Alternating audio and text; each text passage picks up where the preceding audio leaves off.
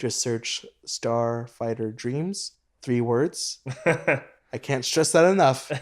3 words. You need to be like AF the Naysayer, where you put it in all caps. That's how you stress it more. That's how I stress it more. But Nah, let me stop.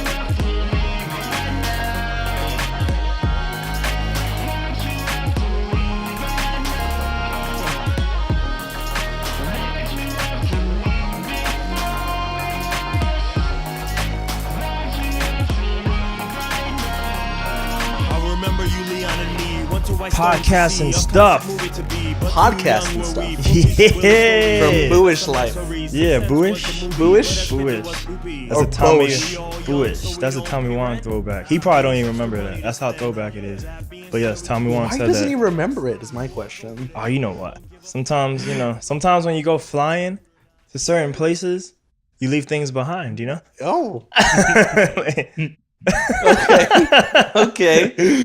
I've never heard it put like that. I mean, have you not been on a plane before? Like, yo, they charge like okay. $50 luggage, I've luggage fee or that's something? only if you check in. That's only if you check in. That's what I'm saying. Like, the more we keep living, the more memories we keep accumulating. Sometimes you gotta check that stuff in, you know? So you just leave it behind because it costs money. Well, then you just upload it to the cloud. Can't upload clothes, though. That's true.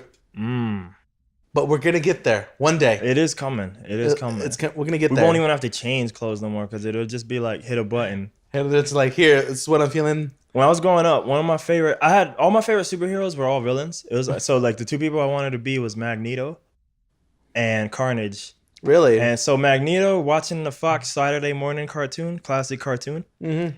So that dude's pretty much invincible. All right, magnet crap everywhere. Some of these movies show you there's magnet crap everywhere in the earth. And he has a force field. So look, when things get stupid, force field, I'm chilling. Yeah. You know? Oh, look at you! I'm Magneto. I'm so zen. As I'm causing destruction. And then the Carnage, right? So Carnage, he has a lot of power and havoc himself. But honestly, I just wanted a symbiote because I never have to buy clothes again. I can.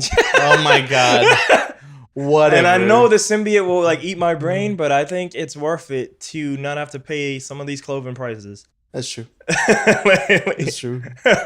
I could probably pick a friendlier symbiote, but I just always wanted the Carnage one. Well, you have to go out into space to get a... No. Because they brought Venom here, so Carnage came from Venom, and like so... Okay. I'll take the hybrids. All right. I'm not a comic book nerd, so I don't remember, and I don't remember the TV show that well either. Yeah. So I'm just like, okay, I'm gonna take your word for it. You're not wrong. They do come from space, but someone else can bring it, and then I can just get it. Is what I mean. So you out here, you live in the life. Essentially, you live in the life. You're just like over here, like, hey man. Well, let me stick you up for some alien shit. Look, I'm always looking now in the new Abraham era that we're in. I'm always looking forward, always being optimistic and positive, or trying to be. and you know, so I believe yes, they will give me a symbiote. That's how I do it. I go, you know. Like, yeah, bacon, yeah, Tai Chi, potatoes, yeah. Shout out to potatoes and bacon. Shout out to potatoes and bacon. We love that here. Look at that. Look at this enthusiasm from the dog. That's how much true. He loves it. Like, yo, hashtag dogs are friends. Dogs are friends. Hashtag the word hashtag. Big up hashtags. Change the world for change better the world. or worse. Yes, they did. So who am I here with? Well, I am here with the best person ever. This is Abraham, otherwise known as Boosh.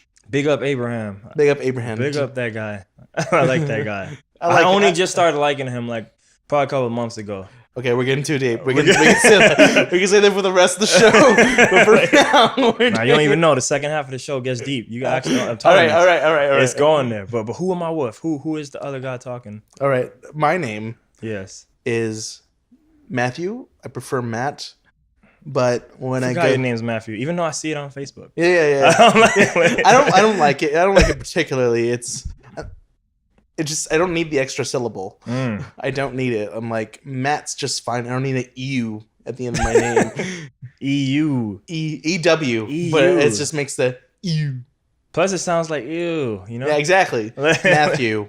Matthew. That's super subconscious right there. Yeah. I'm getting rid of the EU and I'm only staying with the good Matt. Yeah. But I spell it with 2 T's though because I'm not an object. See? So like, I'm not a doormat. I am just Matt. Damn. That's more subconscious shit right there. I am a nice person, but there's only so much I can take though, and then I'm just like, fuck off. Damn. But getting back to like the introduction. That's like a teapot, you know? Once it gets too hot, you just blow. That's true. That's true. But I'm also a San Antonio electronic musician. I go by the name Starfighter Dreams. That's 3 words, everybody. For the record, it's gonna be on the record. Every time I write your name, I do have to check that, by the way. And you're a perpetrator. I know it. And I'm like, I love you, Abraham. I do. But like, you get my name wrong, and I'm just like, you gotta let me know. You never complain. If you complain internally, I never know to get it right. That's true. I'm not telepathic yet. I don't have the symbiote yet. You know what I mean? I don't have none of these powers yet. You're not Jean Grey. Yeah. I didn't whisper that one, you know? So you have to tell me the words. But yeah, I do.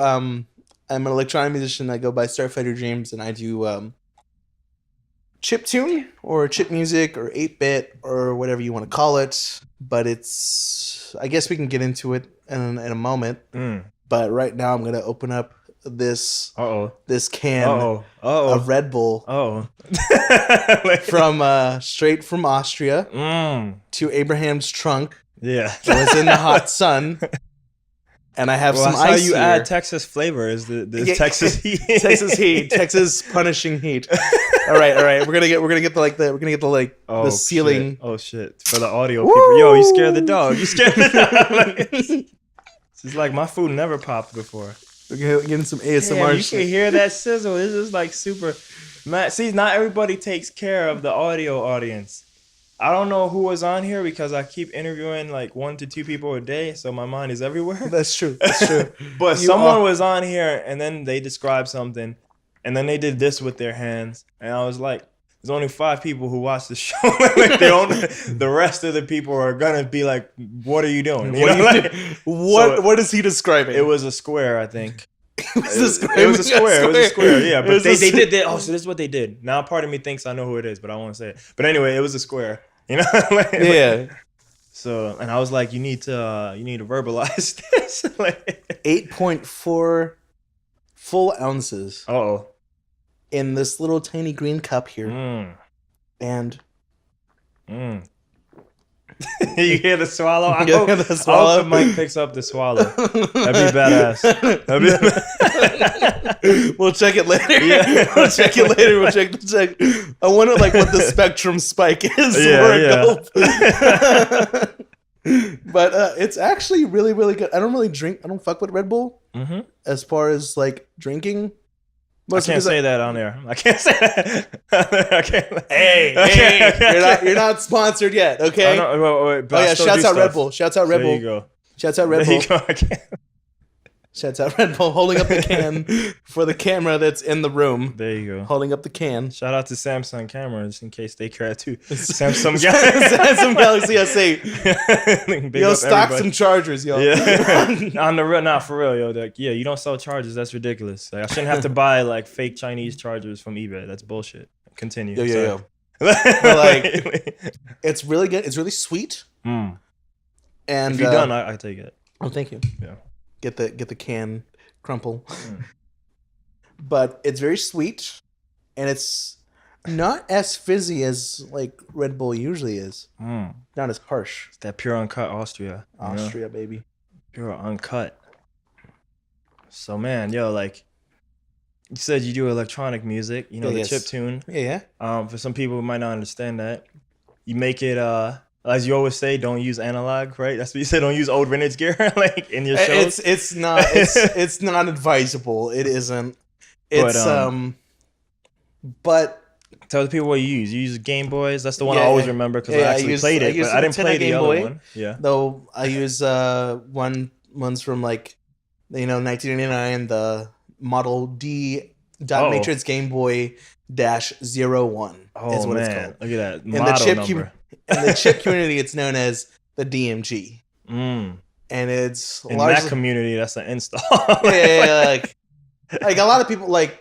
Okay, so in the chiptune community, like we kind of like when it comes to like Game Boys, we kind of like rank them kind of in like different areas. So like a lot of people like to use the original Game Boy mostly because it's very bass heavy. It gets like the best bass response. Yeah. But some Red Bull burp here, sorry.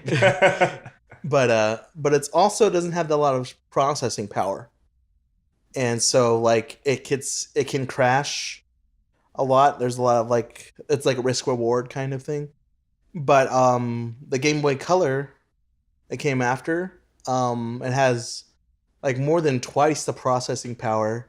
So like there's less Just hearing that is hilarious, but I mean, yeah, it has more than twice. It's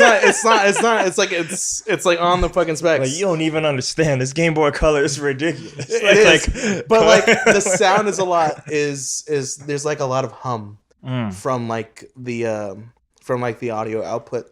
So you kind of have to. Can you run it through some noise attenuation stuff? Some people do mods on them, Yeah. and basically what they do is they kind of route it to another thing that has noise cancellation on it, to another output. But also, then you have people that use the Game Boy Advance, and now that has. You thought the Game Boy Color had processing power. Game Boy Advance, holy shit! Like, and it's like this is all relative terms. But like it goes like Stone Age, like Roaring 20s, fucking 2057, you know? Yeah. In terms of processing power. And but there's another problem, like it still has a thin sound, and like if you use the SP, like the form factor is not very great. Like a lot of people complain like when they use the Game Boy SP, they have to like keep it on the table because if they put it in their hands, it's gonna get them to cramp up because it doesn't really fit. Like the DMG, like the one that I use, Yeah, it has a pretty good form factor. It feels weighty.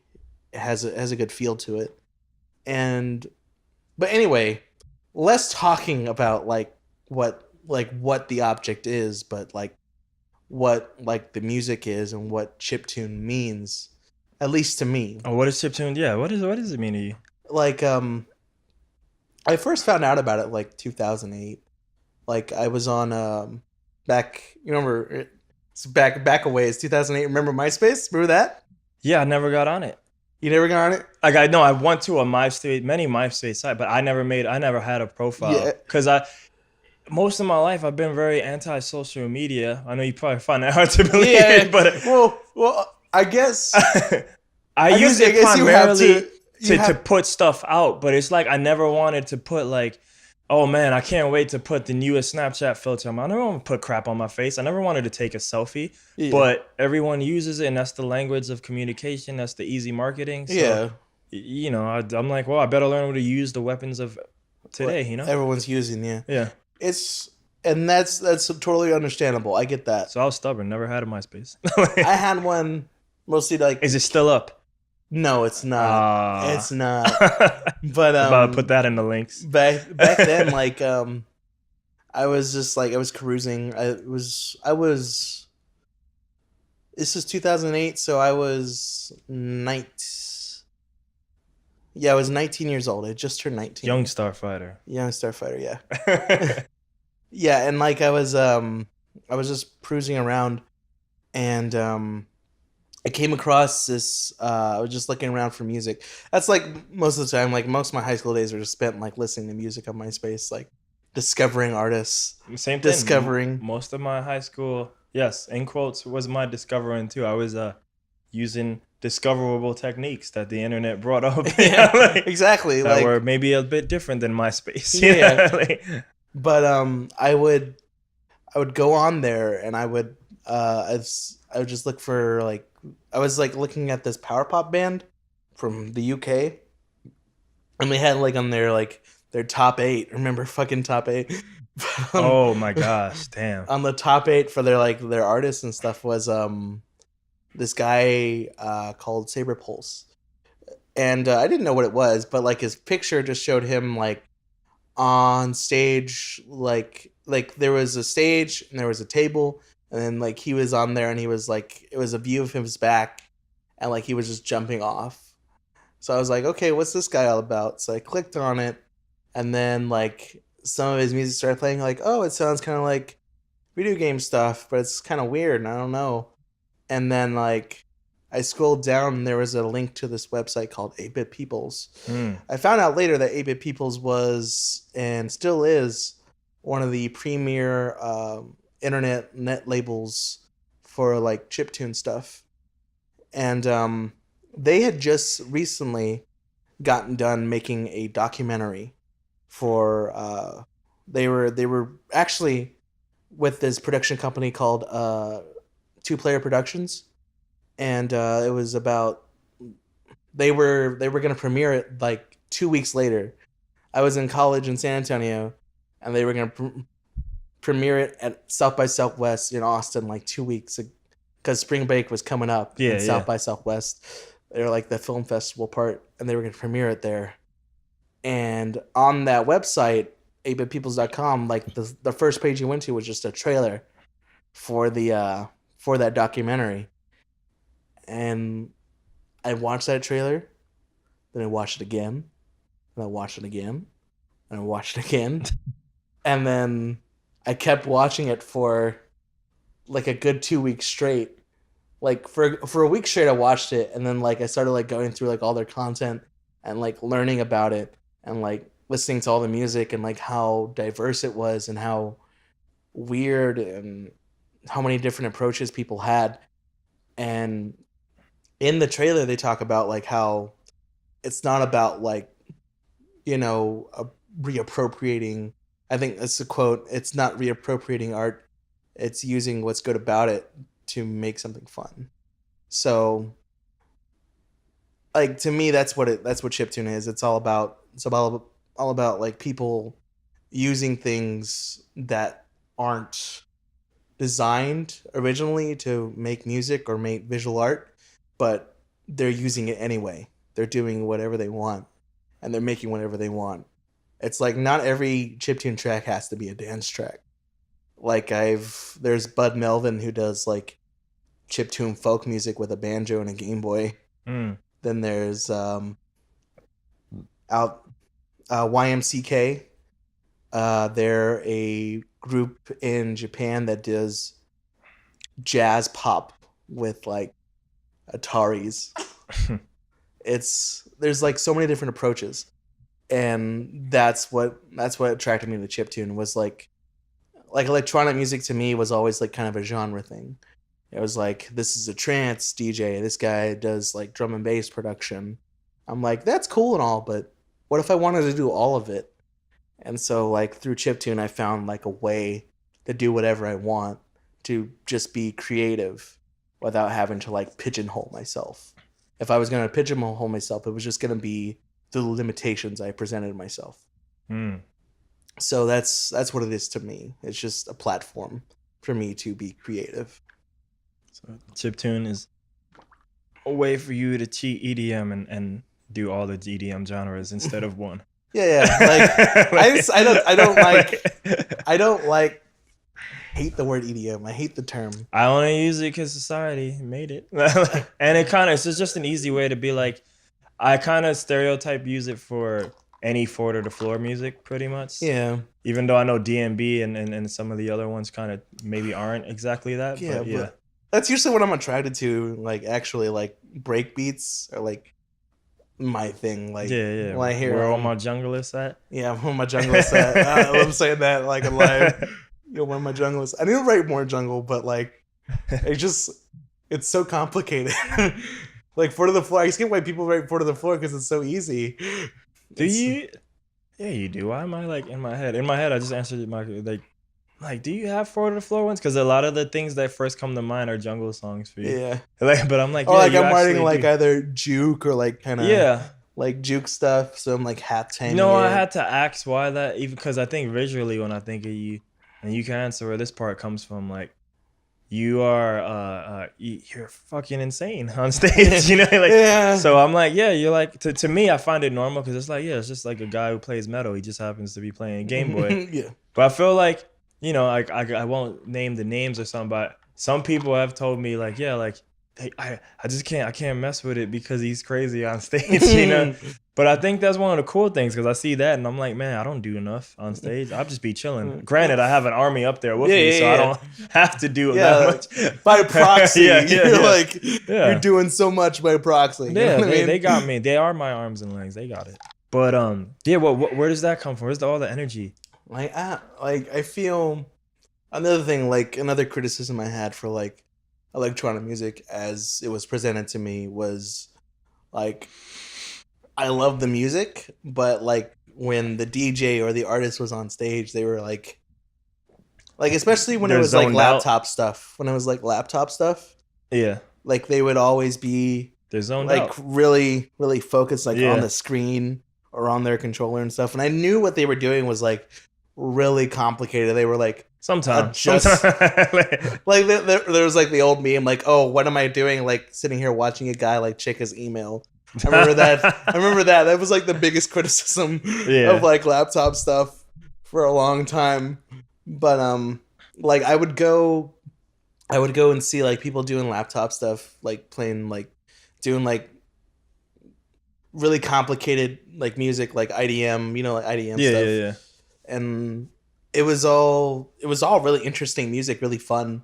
Sometimes it was fun. Sometimes it was just like really brainy. It was really IDM. Yeah, really. The most pretentious name ever. Yeah, that name. I'm not a big one of that name at all. Intelligent dance music. Yeah. Like, are you kidding me? Like and especially when it's still 4 to the floor shit. I'm like, sometimes, I'm like, look, man, you better go some odd time shit, and you better keep changing it. This better be prog rock. EDM, you know, like calling it intelligent. Are you kidding me? Like, did you know like the breakcore stuff? Like we were just talking about Venetian snares earlier. Yeah. Like he used to do like really like high BPM stuff. Okay. Like it was like really crazy, and he would like do that, and he have like strings, a lot of string synths or string sampling and shit.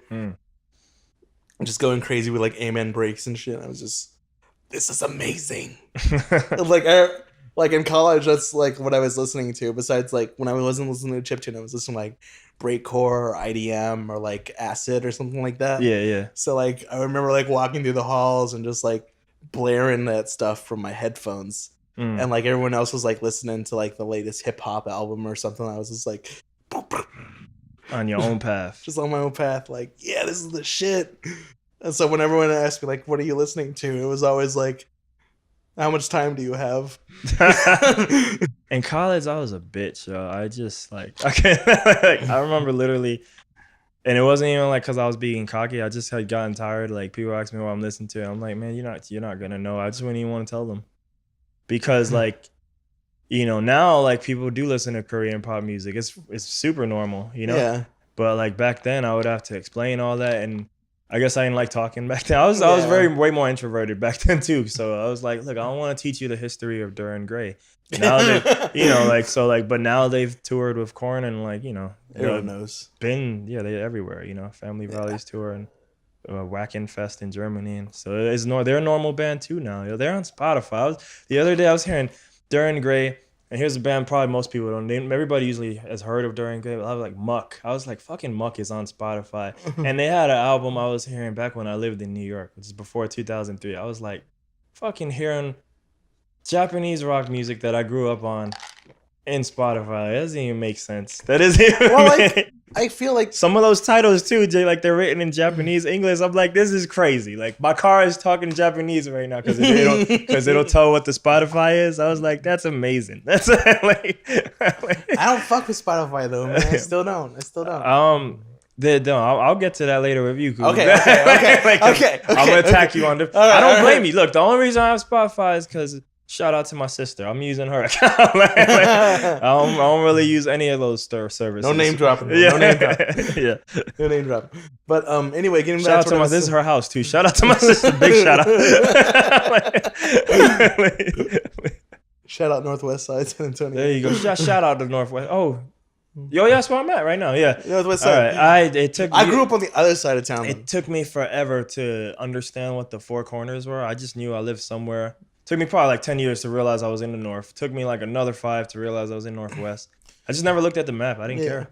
I lived on the northeast side, like kind of like you're going towards Austin, like you're leaving San Antonio. I lived out there, so I live on the opposite side of town. So like when I went to college, like all my friends like lived over here, kind of like on this side. Yeah. So like I was literally, when I wanted to go hang out with them, I was literally traveling across town just to see my friends. So people I feel like my friendship should be valued because I go so far. And you drive. I drive, I fly, I've done things. I was talking to people like San Antonio people really don't like driving, man. Like if they need to leave their corner of SA, they like, I don't know. Yeah, like it's always like selling these items. Like right now, some people are like, yeah, I'm down. Let's do it. Where you live at? Whoa. And then they just like, I'm good. I don't need it. I'm like, damn, really? like there's people. I'm like, but yeah, you guys have cars. And it's like, growing up in New York, I didn't have a car. So I'm like, just should be super easy for you. Like just get in your car and drive, dude. Like New York's like a totally different situation. Yeah. Like, did you hear about like, don't ever go back to New York now? Because like if you want to go to Brooklyn, like Williamsburg or some shit, like L train's done. It won't be fixed for like another. I don't remember what year train and a I half. took there. I went to Brooklyn last year for one day and like only 4 hours, but I took it from some part of Manhattan. I don't remember if it was the L or not.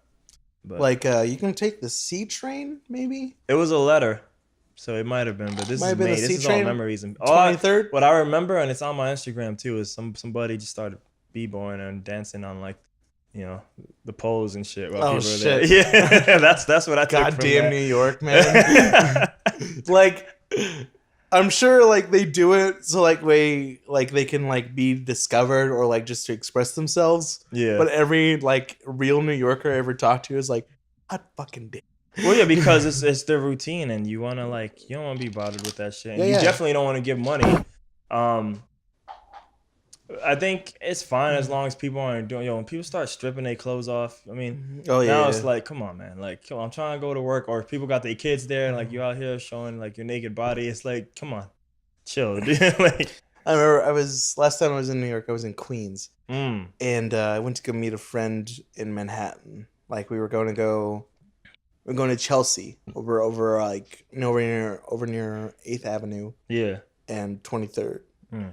So, 23rd Street, yeah. So I took the train in, and it was just like 8 o'clock at night, and like nobody was on there, and I was just, this is nice and quiet. And then I left. This is nice and quiet. It's a nice peaceful train ride. It took me like 15 minutes to get into the city. And I just walked like another 10 minutes to find the place. I got lost. Yeah. I love it. I love when I get lost in New York because I'm just like... And plus is now, you can't really get lost. GPS, worst case. Yeah. But yeah. But I'm like, I can do it without the GPS. I can do it. But that's what I'm saying. Like now you can treat it for fun versus back then, like I'd be like, fuck. God damn. Like when I used to go to Austin, I used to go with MapQuest papers and... my first time was super scary because I was trying to get to a venue on 6th Street. Oh, yeah. And it told me to turn into 6th Street on a Saturday night. So all I had was a paper. There's no phone or nothing. Yeah. And I turned, and now there's a roadblock because 6th Street is closed. And I'm like, fuck, what now? No. And I didn't know nothing about Austin. So I was like super... it's like I'm less afraid that I'm gonna like anything bad's gonna happen, but I'm just afraid of like being lost and shit. Like fuck, now I gotta remember this so I can zigzag back all the way here so I can use this map again. Yeah. Like luckily, like downtown's like a grid kind of. Every train station has Wi-Fi too. Man, come on, it's like a joke, dude. It's a joke. MTA. The trains don't, but the stations, like MTA forever, baby. Love it and hate it at the same time. It spoiled us because now like this place, I was talking with someone yesterday about the Via, and it's like not the same. Not the same. Not the same at all. It's like, but I used to take the Via a lot because I didn't have a car for a long time. I mean, you use it when you got it, but I mean, like it's not the same experience at all. It's not as pleasing as like the subway is kind of like. Because I was gonna tell you like when I was leaving, had to go catch a bus to go to Philadelphia. Yeah. I had to go pretty much from Queens all the way to like the furthest part of Manhattan as I could on that train, Yeah. and then like walk across like 4 avenues. And there was only one train available. It was an express train. I'm doing air quotes, express train, because it was nothing express about it. There was only one train leaving Queens that day, and everyone was getting on it. So we were all like, I had like my gear on my back, I had like another bag in front of me, and then I had my suitcase between my legs. Oh, And I was it just was like, funny. Yo, keep going. My bad. and like I was just like standing for like took me like almost an hour. Almost an hour, because like they would stop at every stop for like 9 minutes, at least 5 minutes, but no more than 15. And it was awful. It was awful. We were like, oh shit, what the fuck? I'm gonna be late for this bus. You mentioned the bags though, like even now in this Uber world, like I still saw people last year, like, you know, coming off of JFK or something, like the subway, like with their luggage and everything. Oh, you have to though. Like JFK is like way the fuck out there, dude. Like the first 2 times I flew into New York, I flew in LaGuardia, and LaGuardia's, it looks like a shithole, and it kind of is. Yeah, but at least it's close to everything you need to go. It's like it's close like to like where a lot of Queens is. It's not like, it's kind of like residential Queens. JFK is like way out in bumfuck nowhere Queens. Like I remember like flying over and I just saw like houses, and like they're like little lonely houses. And I'm like, with like plenty of green. I'm like, why is there green in New York that isn't a park? What is this? What is this madness? And I just flew over. I'm like, I am nowhere near anywhere. And like, so the only way to get out of JFK is to either take a long ass taxi ride. It takes you like 30 minutes just to get like to the residential part of Queens, or you can take the train that accesses the like all the airports and shit, that goes like all the way towards the path train. And I didn't know that, because like I'm like looking for like a MTA like dispensary, like I'm looking for, like, let me just get a damn card so I can take the MTA. Yeah. I found out later that you just get on the train and then you pay for it after. I'm like, this is weird. This is the weirdest thing. MTA, man. It's like, if it's not giving me a peaceful ride, it's freaking me the fuck out. Hey man, New York, that's what we do. Yeah. I don't even think, because we went on this fun little tangent, but did you get to tell me like why you do metal stuff? Okay, let me go back. Is it even metal? Am I just like no. Like I feel like I love the music, and like whenever I see like laptop people, like they're usually like they're doing usually like really complicated stuff. They're adjusting like EQ, or they're like doing like minute adjustments to EQ, or they're like getting the Did you say mighty? Minor. Oh, I was like, wait. Okay. Let me enunciate every word. Yeah. Yes. Come on out, you like, no, like, or they're like doing like some weird filter stuff, but like you don't see it. Like you don't see any like full on movement. It's just like really subtle, and it's like kind of like watching an engineer make sure that the bridge doesn't go down, because like what they're doing is important stuff, but you don't see the results because there's no like action. Yeah. And like, as much as I respect the music and stuff, I feel like, to me, I want to see like them like putting more emotion, man. I want to see some energy. I want to see some emotion. So like, because I mean, the mix is magic too. If they're a guy who's at least doing some cool stuff mixing wise. Yeah. But you know, it's sounding like, you know, CD quality, album quality. You're hearing like you're hearing. I don't want to say they press and play, because depending on the person, things are happening. But like, you know, it's just sounding smooth. It's just like there was this article once that deadmau5 did. Yeah. And I will say this outright. I'm not a big deadmau5 fan. deadmau5 comes across I used as to call him that. I didn't know any better.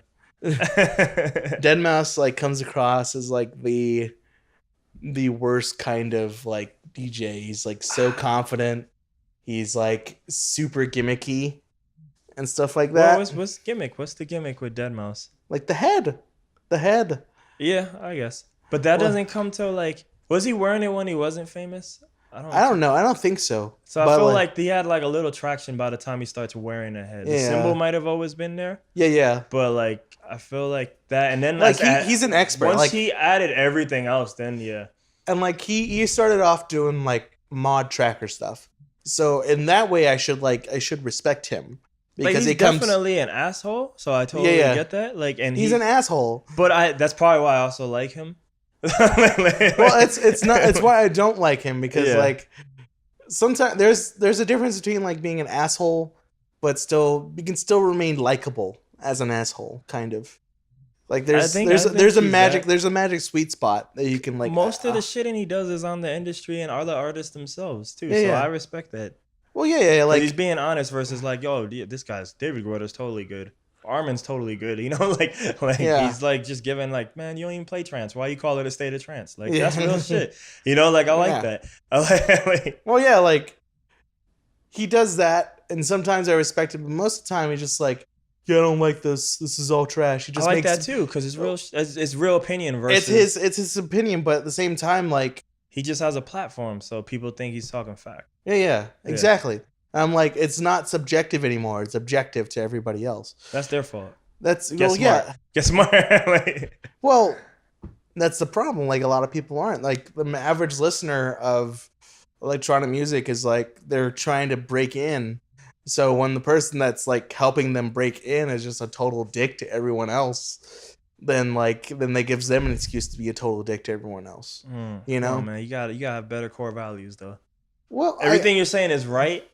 And I know what you're saying, but I'm like, you gotta be strong enough. And a lot of times we don't get that till later in life, but still. Yeah. I that's why I like the whole like the Skrillex Deadmau5 dichotomy. What is that even? To me, like Skrillex and Deadmau5 kind of like when they were both like really, really big back in like 2009, 2010. I think Skrillex probably still is. Well, yeah. But like when they were like the big breakouts heroes, you know what I mean? Like everyone wanted to be either Deadmau5 or Skrillex. I was like, Skrillex in my mind is better, most because he feels like the biggest cheerleader for like young artists. You like the positive vibes. Yeah. That's what I like. I like his positivity more, like because and like not everyone's gonna make it. Not everyone's gonna have like a big #1 hit. Yeah. But what matters is that you're making stuff that you want to make. And if people like it, that's great. If they don't, well, you're making stuff you like anyway. So, like, sometimes the world doesn't give you validation that you want. Yeah. And it's important that we learn that. But it's also important that we don't give up when it doesn't give us what we want. Because it doesn't mean that it's not going to give us something better. You know? I feel like... I mean, and I don't even follow Deadmau5 like that, so I don't know. Like, but I feel like most of Deadmau5 shitting is on like he's star killing than he is like young, like killing dreams. You know what I mean? He's so if he's shitting on somebody, it's probably like top tier. David Guetta, Armin. Those are the Martin Garrix, the Animals there. You know, I can only think of like top tier people he shit on. I can't think of like, man, that one time he shit on that nobody. But like, you know, like I remember like there was videos of him like saying like, oh, I hate all dubstep. I hate all of it. Oh yes. Well, he will shit on the genre he doesn't like, but that's fine. Well, yeah, exactly. But like, but then when they sit him down in like the interview room and they have him like an official looking interview, it sounds like this hot take matters more than your deeply held belief that dubstep is what's gonna make you feel good. You know, it's like hot takes turned up to 11. You know what I mean? Instead of just like, hey, I'm just one guy and I have an opinion. Well, that's media. Yeah, that's true. I mean, this interview would totally be cut up. I'm gonna just take like, you hate Deadmau5. That's the name. I do. Sometimes I do. I'm just like, Deadmau5, shut your mouth. Dead mouth is what it should be. Dead mouth. But yes, when he's on like. When I do like Deadmau5, it's like Like, okay, I concede your point. You win this round, but you don't own my soul. You know I think what I mean? like the classic era of like his come up era. After that, I didn't. I don't know. Like You he know made some really good house music. yeah, when he was coming up. Now, like it just doesn't vibe with me. I might be Yeah. a different person, so that's why. I mean, I am, but like even like the musical tastes evolve over time too. So like now, I Yeah. more like respect him for what he did and who he is and some of the Yeah. things he does. Yeah, like his history, like I said, like he did like tracker stuff. I'm still a big Eric Pride's fan though. That's my G. Like that's my. I love that guy. He's one of the few people. Deadmau5, I guess, is one of them too. But he's one of the few people who shows into a EDM festival or his show, but festival, and he's like, "Yeah, I know DJs play other people's music, but I'm Eric Prize. I'm gonna play only my music. And hey, guess what? You probably haven't heard 90% of this shit. It's 'Cause kind of I like don't- what I yeah, do. like- That's kind of like what I do. Well, yeah, because you can fit in there because you haven't released it. It's another thing I'm gonna touch on. But Okay. But yeah, like and he'll do that. I don't even think he does this anymore. But Eric Pride tried doing a podcast, and it was the most hilarious podcast ever because 95% of it was his music, Yeah. and like maybe I don't know how the other 5 got in there, Yeah. but it would always be like, "It's a track I made in October, like 2006." So it'd be like super old, Yeah. you know, and it's just like it's called Red because I didn't have he just doing any titles, you know? Yeah. And it was all there. There's a track I made, didn't release. There's a track I made, and I'm like, I've heard music podcasts before. I never heard a music podcast where it's like, this is all my music, and you never heard it. I'm like, how can you keep doing this? How much shit have you made? Like, A lot. But everyone else, when they show up, they're gonna DJ. You know what I mean? Yeah. They're like, look, I'm gonna play whatever's hot now. And Eric Pride's like, I'm gonna play Eric Pride's music. And if it's someone else's song, it's an Eric Pride remix. You know, like it's always like, I'm like, I did. Like he's the only one being like an actual artist on that stage. And Deadmau5, to be fair, when he's doing a Deadmau5 show, it's probably only Deadmau5 music too. Yeah. So he's one of those people who fits in that style versus the rest of the scene. Like I think he does like when he's playing live, he has like his laptop like there, and he has like one controller, but then he has like his modular setup, and he's doing like modular shit, and like I don't even know what he's doing because that thing has evolved so much. He's had so many different setups. Like once he started doing the pyramid, he's had so many freaky things like up there, you know, like that whole also LED like pyramid. Another thing I don't like about like the whole EDM thing, is that like it's so commodified. You know, it's so like there's a difference between having like a good club night and then going to like sticking that kind of like the club vibe into a festival. Yeah. Because it kind of makes it more about like not the music, but about like, ooh, look at the pretty lights. The ooh, experience. Look at It's the experience now. And I don't know. Maybe it's just me. That's what those two artists have right now too. If you go look at any of their things, there's lights. They have shows. Eric Pride's and Deadmau5 have shows. Like fucking things flying and shit.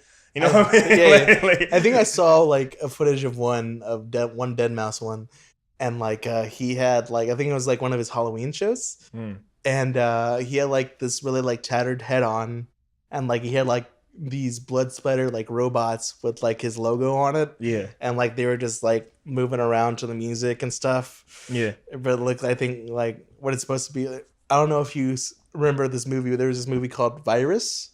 No. It had Jamie Lee Curtis in it, and it's about like this alien computer virus or something like that, and it just like takes over all the machines of this like Russian sub, and like makes all the machines like start killing all the members and stuff like that. And it was like this weird, really brutal movie because like they would start like trying to make the humans walk and talk, so like they have like all these wires sticking out of them, and like half the face is gone, and like it was just like really grotesque, and I was like, what is going on? And it's like it's a really bad movie. It's a bad movie. It's a bad horror movie, but I just thought like the concept of it was like really interesting. But but I need to know, so we keep talking about this for a minute. Okay. The metal. Okay. I would. Why energetic? Why am I energetic? No, and that's why you're like. Where did that come from? Because I call it metal, but you're like, you don't even seem to mess with that. I don't really like. I mean, I grew up here. I grew up here in San Antonio, and San Yeah. Antonio for a long time was known as a metal town. Yeah. So like, I come from more of that. Like, whenever I go to shows, So you were into that scene then? a little bit. Like, Okay. all my friends were.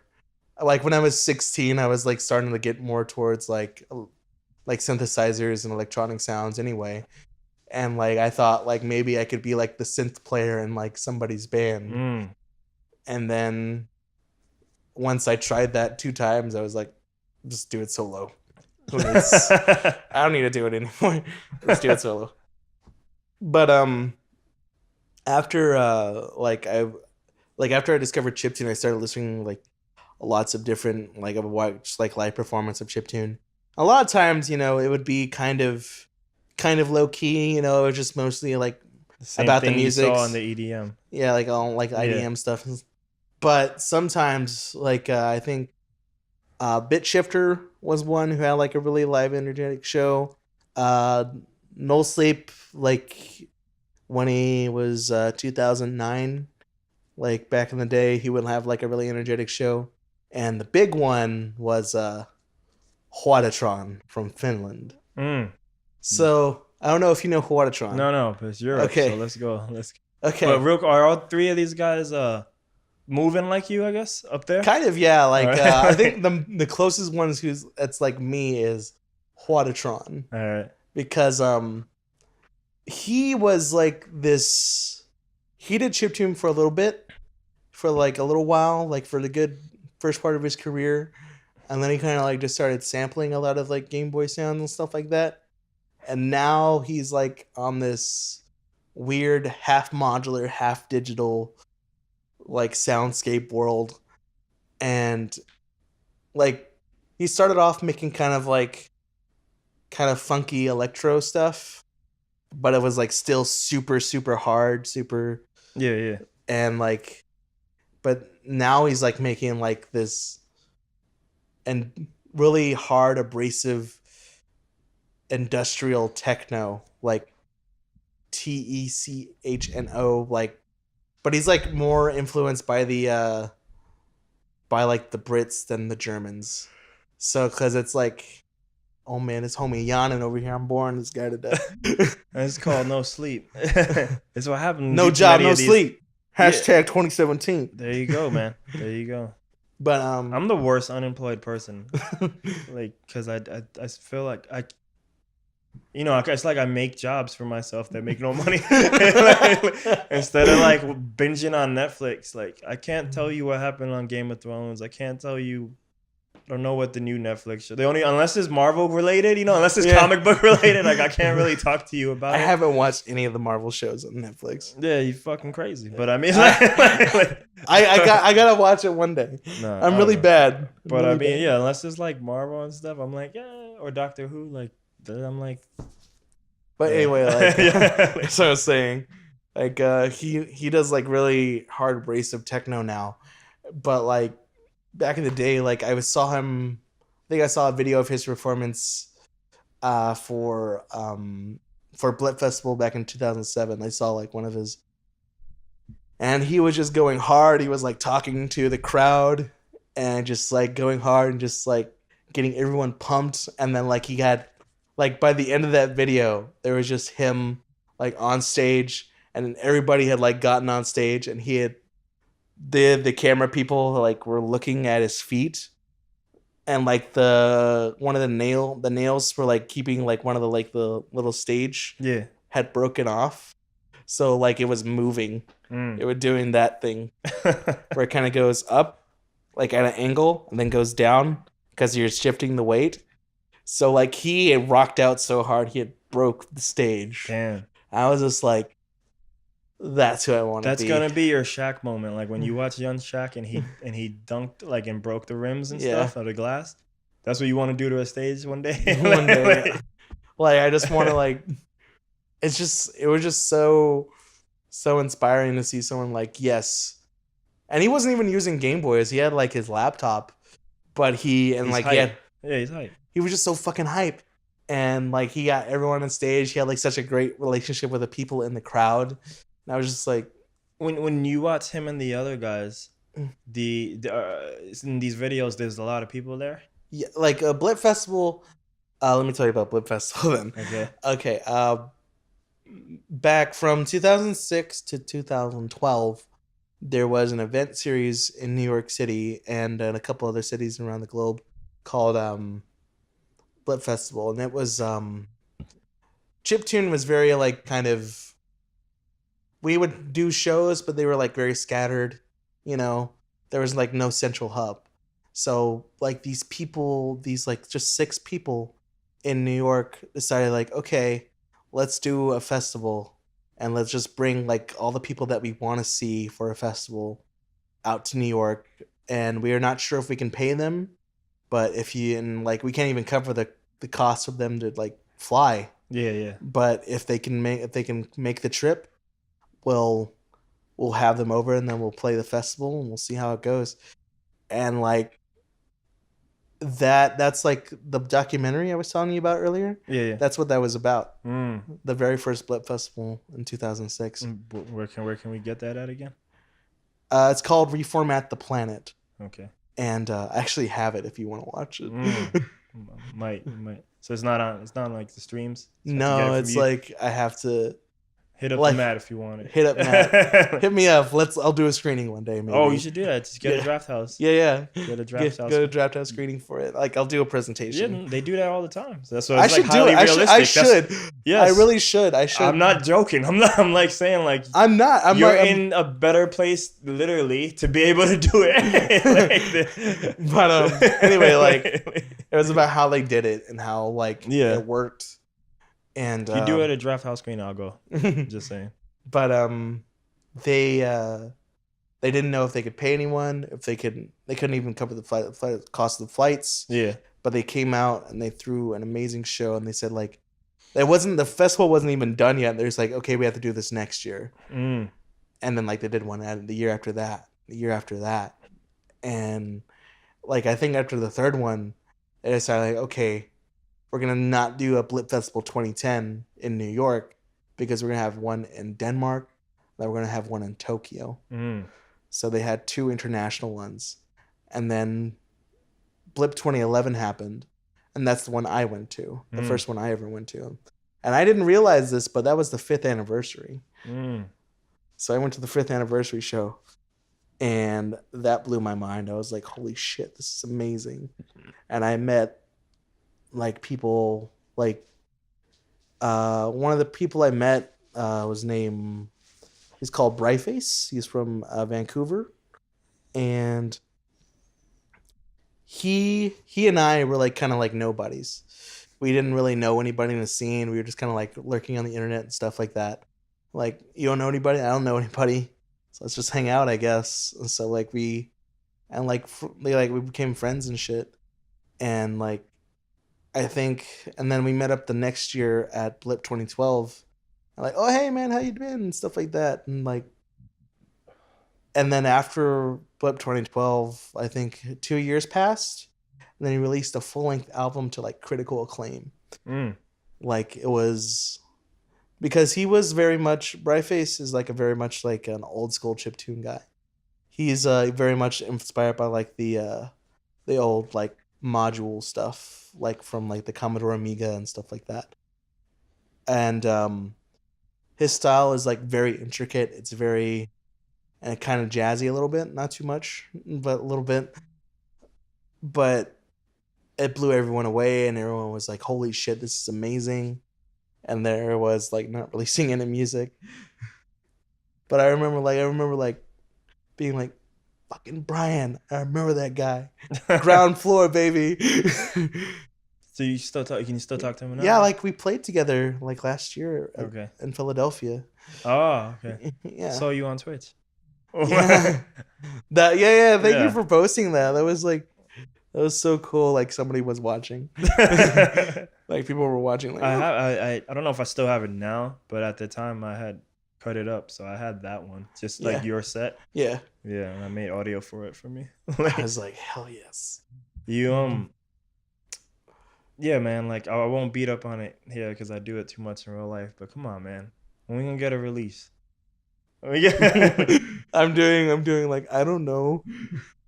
I really don't. Like I'm bad. I know you are. I'm the worst. Like Abraham, I don't know why you support me because I'm the worst musician. You should Nah, you have no idea how bad it gets. But real world, like real talk, it's bad. It gets real bad out there. But I mean, like, no. You I'm telling you, man, worst case, man, you should be doing the same way I get your audio for these live shows. Just output, Yeah, output, yeah. And then, as things grow on, then you can get all fancy mixing stems and stuff. But like you gotta use what you got, man. That's true. Because like at the very least, you take out the audio out, and then you just give it to somebody who you trust. Like, hey, master it, because then you can be like, okay, let's get some more bass here, because I know you want bass in some of those things. Yeah. And then when the time comes and you have more gear, then you can stem out all these things and make it more complicated. Well, but like keep it moving, keep it moving. That's keep moving true. forward, grow, make shit. I don't know. I feel like I love the live performance aspect too much. Like. You can't say stop playing live. I said put it out as well. I feel like the fact that I don't release music makes my music like live. That's fine, but like okay, I'm fine. I hold out. It keeps you here, though. Like, but it just keeps you to like the people who see the few people here, and then we do live where we do live, so that local community is not there except for like the friends when they do come, Yeah. So it's true. It's true. Man. Like. No amount of newspaper articles can change that. You know what I mean? Yeah. Look what you just said. Yeah. Newspaper article in 2017. Yeah. I don't care if the Express wrote about you. Like, how big is that gonna really be? Well, at least my parents can frame it and put it on the wall. But you see, like, that's more meaning than it is like relevance, because it's 2017. But like, you say relevance, and I'm like, I'm not sure. Like, relevance is relative, I guess. Yeah. I'm not saying you need to be like trying harder to make. I'm just saying, like, even if someone at that show likes your shit, like, they would probably have a better chance going to one of my videos to hear it than yours, because a lot of the newer stuff isn't even released by you. Yeah, that's true. So it's like, I want to hear your music. Where do I go? Go to Ape Show. Like, I want to buy this song. Where do I go? You don't. You don't buy it. Well, I don't. As a rule, I really don't like put my music up for sale. Like, to give it away, but like no one can hear it though. And if that's what you like, then I guess then that's what you like. I'm saying, I'm trying to like stay true, because like you can put it up for free on Bandcamp and stuff and other back places. In the day, like what we like 8-Bit People's, like the website I was talking about, like what we would do is we put everything up as Creative Commons, free download under Creative Commons. See, they put everything up. The end. Like, I win the argument. For those of you listening, keep going with your point, but I won't. For those of you listening to this, I just did my biggest eye roll as I could. Like, they did put everything up. That's all I'm saying. I don't think they put everything up. Okay, they put anything up. How about that? They put anything. I'm not gonna put just anything up. Okay. Oh my God, Abraham. The grill. You just hear that. Where's the? I'm like holding back. You don't even know. I'm holding back, and like hasn't even started yet. Okay. This is the stuff hasn't even started yet. Okay. Like, once we're done with this, then we come for the real stuff. You think he's nervous now? Like, cause you haven't seen the show, so you don't even know what happens. I don't know. I'm scared. Okay. But getting back. God, what were we talking about? You were telling me how 8-Bit People's release scheme. Yeah, like they put everything up Creative Commons. I think because of sales and stuff. I'm not saying you guys sell it. I'm just saying get it up. Yeah, like I feel like, to me, that feels like more. That's like what you want to do. True chiptune to me. It's like it's all about like people listening, rather than like getting money from it. And like when I put stuff on Bandcamp, I put it as name your price. Yeah. So if they do want to give me money, that's great, and I hope they do. Always broke. Always broke, baby. Hashtag always broke. Hashtag always broke. But hashtag team, I do have a job. Oh, no, add an S. I do have jobs. Yeah. Wait. You're right, but I was going to try to tell them. I think, look, I'm not against any of that. I think, but you to go on the point I was echoing, like, but you don't put it up. It's true. It's true. You're right. You're right. And I'm like, and all you have to do is look at your sites because you did put it up. So it's like, what are you doing? Like, you have a bunch of stuff. It's just none of the new stuff. Like, none of the new stuff. Yeah, you're right. And like, the last thing is the Subculture song, right? Yeah, that was the last thing. Come on, man. And like, I recorded that, and then they sent me that. Like, and I was like, I got it in, and I was like, I'll wait a few days, and then I put it up. Come on, you see, like, why? Just put it out, man.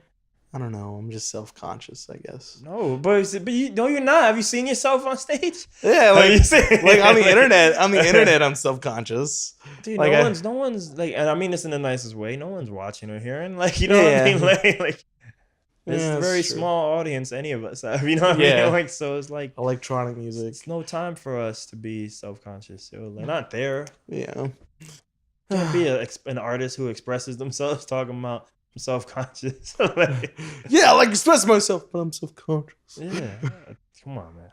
Oh. And the thing is, you've done all these things already. You just don't do it right now. Yeah, it's true. I've recorded and like, shouts out my friend Ben, like, cause he did my first, like, when I did release stuff. Finally, I released officially 4 EPs on the same day. Remember doing that, and that was cool because I was on Team No Job back then. Back then, like, I had like I did 15 songs recorded for $500. My friend Ben did it for me. Damn. Recorded, mixed, and mastered. And we did it in a time crunch. We did it like 2 weeks. And like we did like the first batch of songs we did one day, and then like we did like the last few songs on the second day, and then like I came in and just sat in on the mixing sessions, and then like after we did the mixing, after we did the mix down, we did mastering, but I wasn't there for the mastering process. I just came in and checked like one day, just like, and then he sent me, and then I checked one day like what he had done, and he told me like, okay, just go back home, and then I'll do these later, and I'll do these while you're out. And then like 2 days went by, and it was like almost time to release them, and I was like coordinating with like all these people like to do artwork for me and stuff, and he was like, okay, they're done. And I looked at him and was like, thank you so much. I was like so exasperated because like I had booked the show for the release, and like I was getting the artwork done. I was like, can I get this in on time and everything? And then I got got the masters in, and I was like making the Bandcamp page. Yeah. And like everything. And it was just so weird. It was just a weird time, and I was so stressed. But by the time like I played the show, I wasn't stressed at all. The show is the easy part at this point. Yeah. Usually that's how it works. Like when I play live, my friends always ask me like, "Man, are you nervous?" I'm like, a little bit before I play, but as soon as I hit the stage, I'm like, I'm not nervous anymore. That was I finally got that way towards like maybe the last 1 year of the Boosh Kids. Yeah. I'm curious because now I do so much of this. I wonder if I would even feel it. And like even towards the end, I wouldn't feel it because I was busy managing the other 6 guys. Like, yo, are you doing this? Are you doing? So it's like I didn't even have time to feel nervous anymore. Yeah. So I was just. But I remember in the beginning, I was super fucking nervous. There's actually an audio recording of my very first book show at Starforded Dreams. Oh, you should put that out. It is. My friend recorded it for me, and like he put it on his SoundCloud, and I think it's like, hey everybody, here's like my first live performance audio. So how does it sound compared to yours? Like, is it bad? Like, no, it was sounded pretty much the same. Okay. Like I came out of the gate kind of like yeah, I'm gonna fucking do this shit. you're already calling for junglist? Yeah. So like, no, I didn't have any jungle back then. No, I just mean, are you already being on the mic talking? Yeah. Like, You know how we doing? I was telling people like raise their hands and clap with me and shit. I was like, hell I yeah. started a clap at the Thirsty Camel.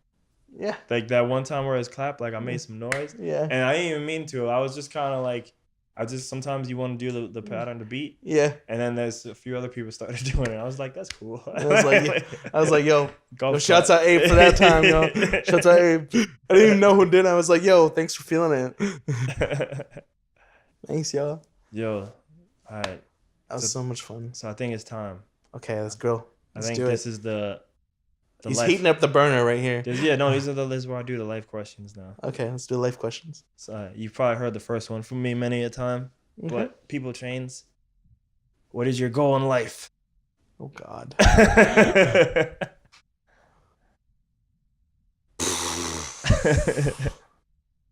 Okay. What is the goal?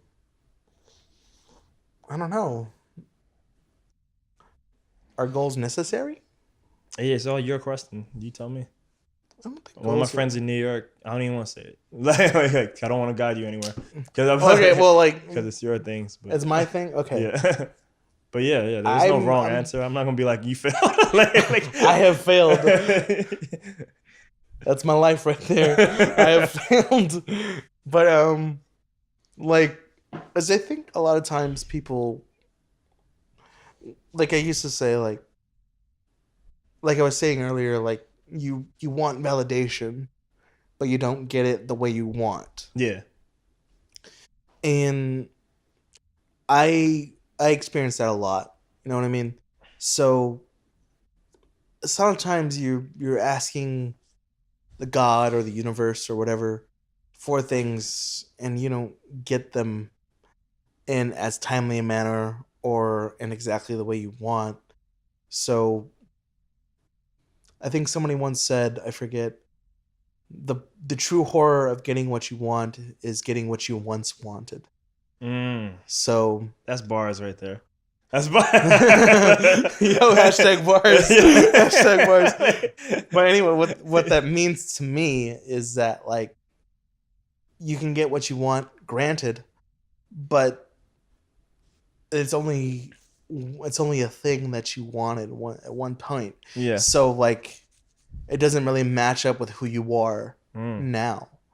So I find that, and I felt that too. I felt like, yeah, I got this, but like it wasn't the way that I wanted it to happen. So does it mean less if it's like that? If it's not the way you wanted it to? Yeah. My theory about it is no, it doesn't mean less. It just means that like what it does mean is that like you're evolving as a person. So getting back to what do I want in life? I'm attempting to be happy. And I don't know if I'll ever achieve it. And if I do, it might not be the way I wanted it to be. But I'm open to it. And a lot of times people like happiness, like people often experience happiness in retrospect. They only realize that they're happy like afterwards. I don't know if you see people and then like they'll see a photo or they'll reminisce about something and like they'll realize like, wow, I was so happy back then. It's kind of like rose-colored glasses or something like that. But yeah. It's also an acknowledgement that yes, I was happy. Why didn't I take advantage of that at that point? You know what I mean?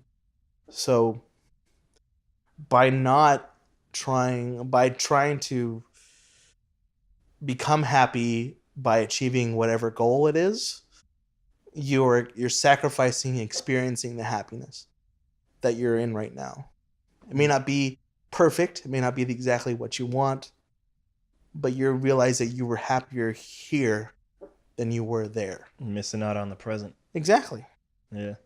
That's my problem with like goals. That's why I'm always critical of like 16-year-old kids that have like their life planned out because they're not making any room for anything. You you can't be that way. I mean, you can, but like I said, validation, the world doesn't validate you the way you want it to. And it's important that you understand that, because otherwise you're going to feel empty like by the time you're my age. I had that. I think I had that for a while. So that's my goal, is I'm attempting to be happy. And so far it's not working, but I'm still out here. I'm not in the ground yet. Why is it not working? I don't know. I don't know, man. I don't know. I don't know what it is. I've always been kind of. I'm a weird kid. I'm a weird dude because, I'm an only child, and my parents were, they were protective. They have one kid. Yeah. But they couldn't be there for me all the time. So what they did was, once I got older, they would I was a latchkey kid. So after school I would just come home. They told me never leave. Never leave. Don't leave, don't go anywhere. So I didn't. I would get off of school, and then 2 hours later my parents would arrive. So those 2 hours I would just be walking around my duplex with my toys, or I'd go out in my little big backyard and have imaginary sword fights, or I'd watch and the TV on, and I would try to imitate the person talking on TV, try to imitate their accent or something like that. Yeah. So that's why I have so many different accents, because I used to do that so often when I was a kid. What do you mean you have many different accents? Can you do British right now, or do you just mean your normal accent is? Yeah. Whenever I would talk in different accents. Sometimes I would just to get a reaction out of my parents or something like that. I'm that's funny, man. I'm yeah, I know. But I was just kind of and that continued for a long time. I didn't really start getting very social until I was middle high school. The people I was hanging around with, man, you should come over here and do this thing, or there's the school dances or whatever. So I was just I'm gonna attempt to be social, and it didn't work out. So it's kind of being a late bloomer, I guess. Yeah. So and then in college I started becoming more and more social, that's the only good thing about college, I think. It's not it's no longer guaranteed if you go to college. The dog's gonna get on the mic right now. It's gonna be he's gonna spit some bars, some truth. Dog bars. Dog bars. Hashtag Man, dog bars. Up, eat dog food. Life's good. Stop being a punk. Stop being a punk. Yo, that's the album title right there. But that's the only good thing about college to me, is it's not so much the professors that you learn from, but your peers, the people you're around, because you start realizing that no, my perspective isn't the only one that's out there, or the only one that matters. So it's an important humbling experience. If you don't get that in your grade school years, you better get it in college, because once you have that, then you can kind of try to look at things as objectively and subjectively as possible. What if you never get that? What if you never get that? Well, I'm sorry. We tried. Society has failed you. There you go. But once I got into college, I started being able to go out and meet people, and being not afraid of social interaction, I guess. And I guess when I started when I started playing shows and stuff, I had to become more socially active and socially aware, because if I wanted to get shows, if I wanted to play, I had to learn who my peers were, meet people and greet people and shit like that. So, but also I wanted to know who my peers were, because we're all making kind of the same thing, but we're coming at it from different angles and stuff like that. Yeah. So it's always fun to meet like music people because you get to talk about yourself, but you also get to talk about them and like what they do and like what they're into, and then they'll introduce you to like other people that do other similar stuff or different stuff. Yeah. And like that always feels good to me. Whenever I go out and I meet new people that are doing like cool art, it feels cool because it reminds me like, yeah, I'm not alone out here. I mean, I think I'm like one of the few people making chiptune, but I'm not the only one out here like not making art, you know what I mean? So it's weird. Like it's but I think a lot of my unhappiness is attributed to my isolation.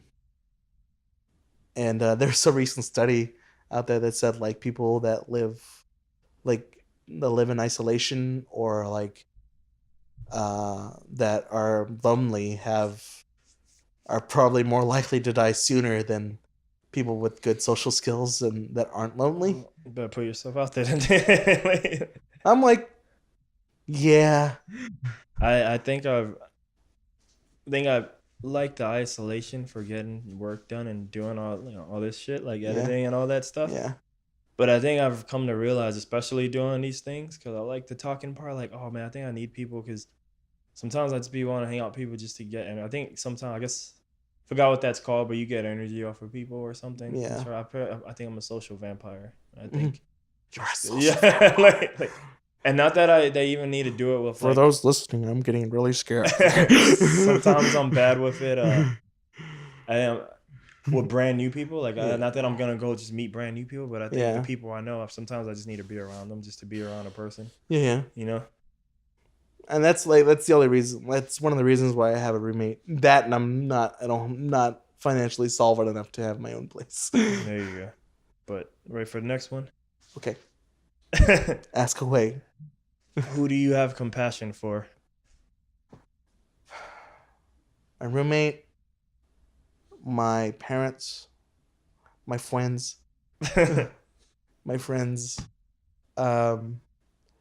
both near and far. But I think I find being compassionate towards myself is difficult, and I think a lot of people find that as well. I think that's something that's a mental health issue that is really addressed. I mean, like, there's tons of like self-love, like Tumblr shit out there, but how much of it is actually going into a place rather than just being posted on somebody's wall? Yeah. You know what I mean? Like, it's so easy just to say like self-love. It's so easy just to say that, but like practicing it is a whole nother story. Whole other story. It's just like, and we try, and like it's easier to be compassionate to other people than it is to be yourself. And because like if you experience something that's like a really shitty thing that happens to you, I can be compassionate towards you because that's sympathy with a little bit of empathy. Because empathy is a level playing field. Sympathy is not. I don't know if you know that. I feel like I'm still trying to process that right now. Okay. Like, empathy is two people who are on the same level and they're trying to experience the emotions of somebody else. Sympathy is someone who is at a lower state most of the time, and the person who's above them on another emotional state trying to do it but not quite getting there. So that's what sympathy is. So whenever you have sympathy towards someone, it's because you can't relate to them. Whereas with empathy, you are more able to relate to them. Therefore, the empathy is more effective than sympathy because of that. Hello, this is Psychology Hour. Nah, yeah, this show, the second half, it always turns into this. I mean, like hello, Psychology Hour. Because I ask these like I mean, like hopefully, man, like I was telling my friend, like when I have to like, and that time seems to be coming sooner and sooner. Like when I have to press down for money and maybe get one of these JOBs, they call them again. Yeah. Trying as hard as we can to avoid it or create one. But right now I spend like 3 hours a day, kind of like usually doing like 2 meditations and yoga, and that has taught me to finally attempt to have self-compassion, because it is really hard. A lot of times it's probably hard just because we don't think of that shit. Yeah, it's true. We don't kind of put ourselves on the back burner a lot. Yeah, and a lot of it, like, we don't understand that our bodies are us, which sounds stupid, but like we don't understand that kind of like they're kind of separated but different, and at the same time there's to almost be one with that shit. You know what I mean? So even these questions are one of the meditations I do, but I just reversed them to actually other people. Like, I can give it to you. I can give it to you if you give me a list of your one of chakra them. One of them is self-talk. The other one's breathing. So I mean, man, I have really bad self-talk. I do. Oh, okay. Damn it. Because I'm sorry. I just thought one of the other people I was supposed to tell someone something on the podcast, but I didn't. Fuck. Could change their life, but I will tell them next time. Anyway, I was like about what I said. No. I had like it had to do with one of the meditations, and I thought it could help them. But all right. Were you done with your compassion answer? I move on. Yes. Okay. I didn't want, because I know sometimes the cutting off happens. No. But 3 things you're thankful for in your life, personal, career, whatever. In my life, in my personal career, I'm thankful for my ability not to get bored. I feel like a lot of people, like, they start something and then they get bored. Let's end this podcast now, because fuck, No, I'm kidding. That's my thing. I don't get bored easily. It's very easy to entertain me, and I don't get bored easily. A lot of people get bored easily, and I find that's an unfortunate trait, because if you get bored easily, that means you're not experiencing everything fully. I think that's what happened to me with a lot of the routines that do come of the normal jobs. That's why. Yeah. Well, like, when it comes to that, so it comes to the job, I put myself in a different mental state. You know what I mean? Yeah. That's why, like, when I do have a job, I try to build up my relationship with my coworkers. Therefore, I have reason to be there. Yeah. Camaraderie. I like that. I like that better than just showing. That's why I don't like to do office work.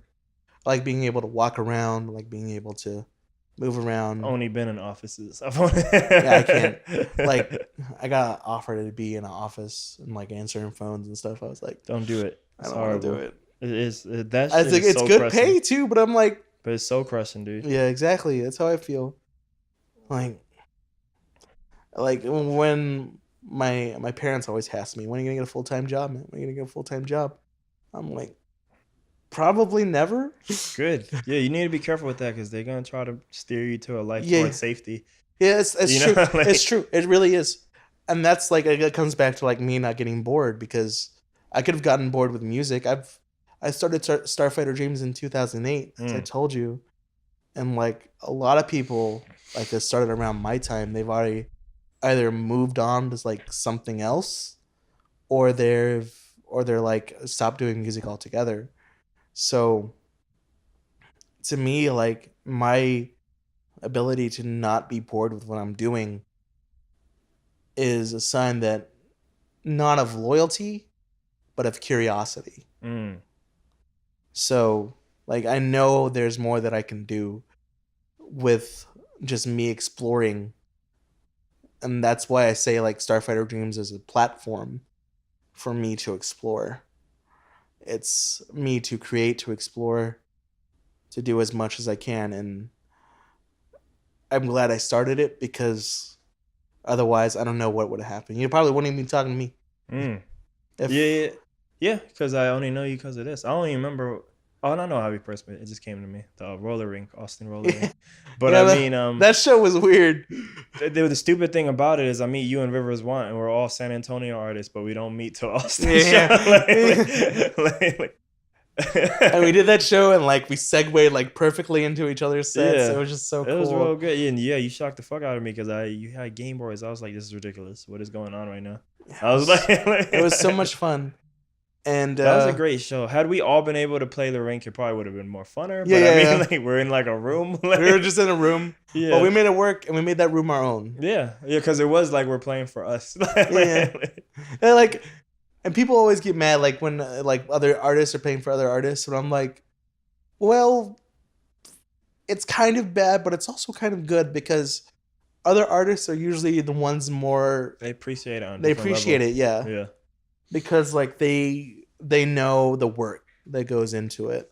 They know like the struggle, the sacrifice. So At all low tier for everything though, it's like that. Yeah. I mean, like somebody I just interviewed on the weekend comes from music, but apparently he's a big BJJ guy. yeah. And at all that level, because you know he's not doing top tier BJJ and he's not doing MMA. Mhm. Who is gonna watch? It's gonna Yeah. be other BJJ guys, you Yeah. know, like which is Brazilian Jiu Jitsu, by the way. Yeah. But yeah, like just in case anyone else didn't know.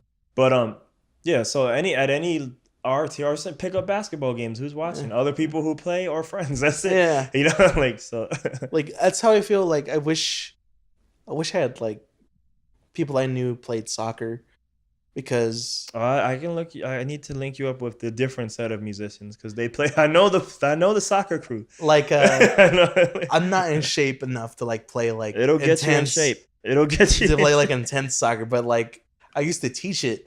So You used like to teach soccer? yeah. Oh my gosh. I played like what happened was I was 20 and like it was about not even a year after I started Starfighter Dreams. Not even a year, and like I didn't have a job, and like I was still in school, and like I wasn't getting a job because I didn't have a car or anything. I was like, well, how am I gonna get to the job? Am I gonna take the bus? No, hell no. So like my aunt, who was stationed in Germany at the time, she works for as a civilian for the military, Yeah. and she like, Matt, I got a job for you lined up in the summer. Go get your passport.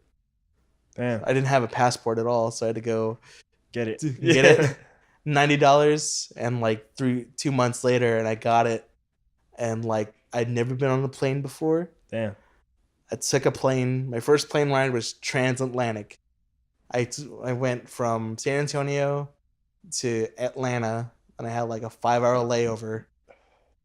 And then after that, I flew to Frankfurt, Germany. Yeah. That I couldn't sleep the whole fucking time. I Damn. couldn't sleep. I couldn't sleep at all. Excitement or just plane? I or- was in the middle of the plane, right by the engines. Damn. So there was like, I was just like, I can't do it. I can't sleep. I can't do it. It was just so nerve wracking in that flight. So I couldn't sleep. I land. I go to, it was like where we were staying was like an hour away from Frankfurt. So we drove like to Frankfurt to like where we were staying, this little town called Heidelberg. Yeah. And like I met my cousin who was there. She was like visiting her mom. She's visiting her mom, and like they were gonna leave the next day. I'm like, okay. So we went out to the town, and like I had like me like a soda and stuff like that. We went to the cafe or whatever. Everyone was closing up. So I was like, okay, I'm just gonna take a nap in this bed here. Took a nap for like 18 hours. Mm. Because jet lag, homie. It Yeah. gets you. Yeah. Jet lag. Oh my God. It was the worst. And like what happened? What day is it? Isn't Nicole here? No, she left yesterday. I'm like, what happened? Jet lag. I was like, oh no. And yeah, that was a weird time. Like, and like that job was like it was like a summer camp for like the kids, but like it was all the children of like military officers and shit, like all the soldiers that were stationed on that particular base in Heidelberg. Yeah. So like we were divided up into 3 parts. Like 2 of them were like in these like weird daycare things, and then one was like a youth sports camp, and the youth sports camp was a soccer camp, Yeah. and that's the one I got assigned to.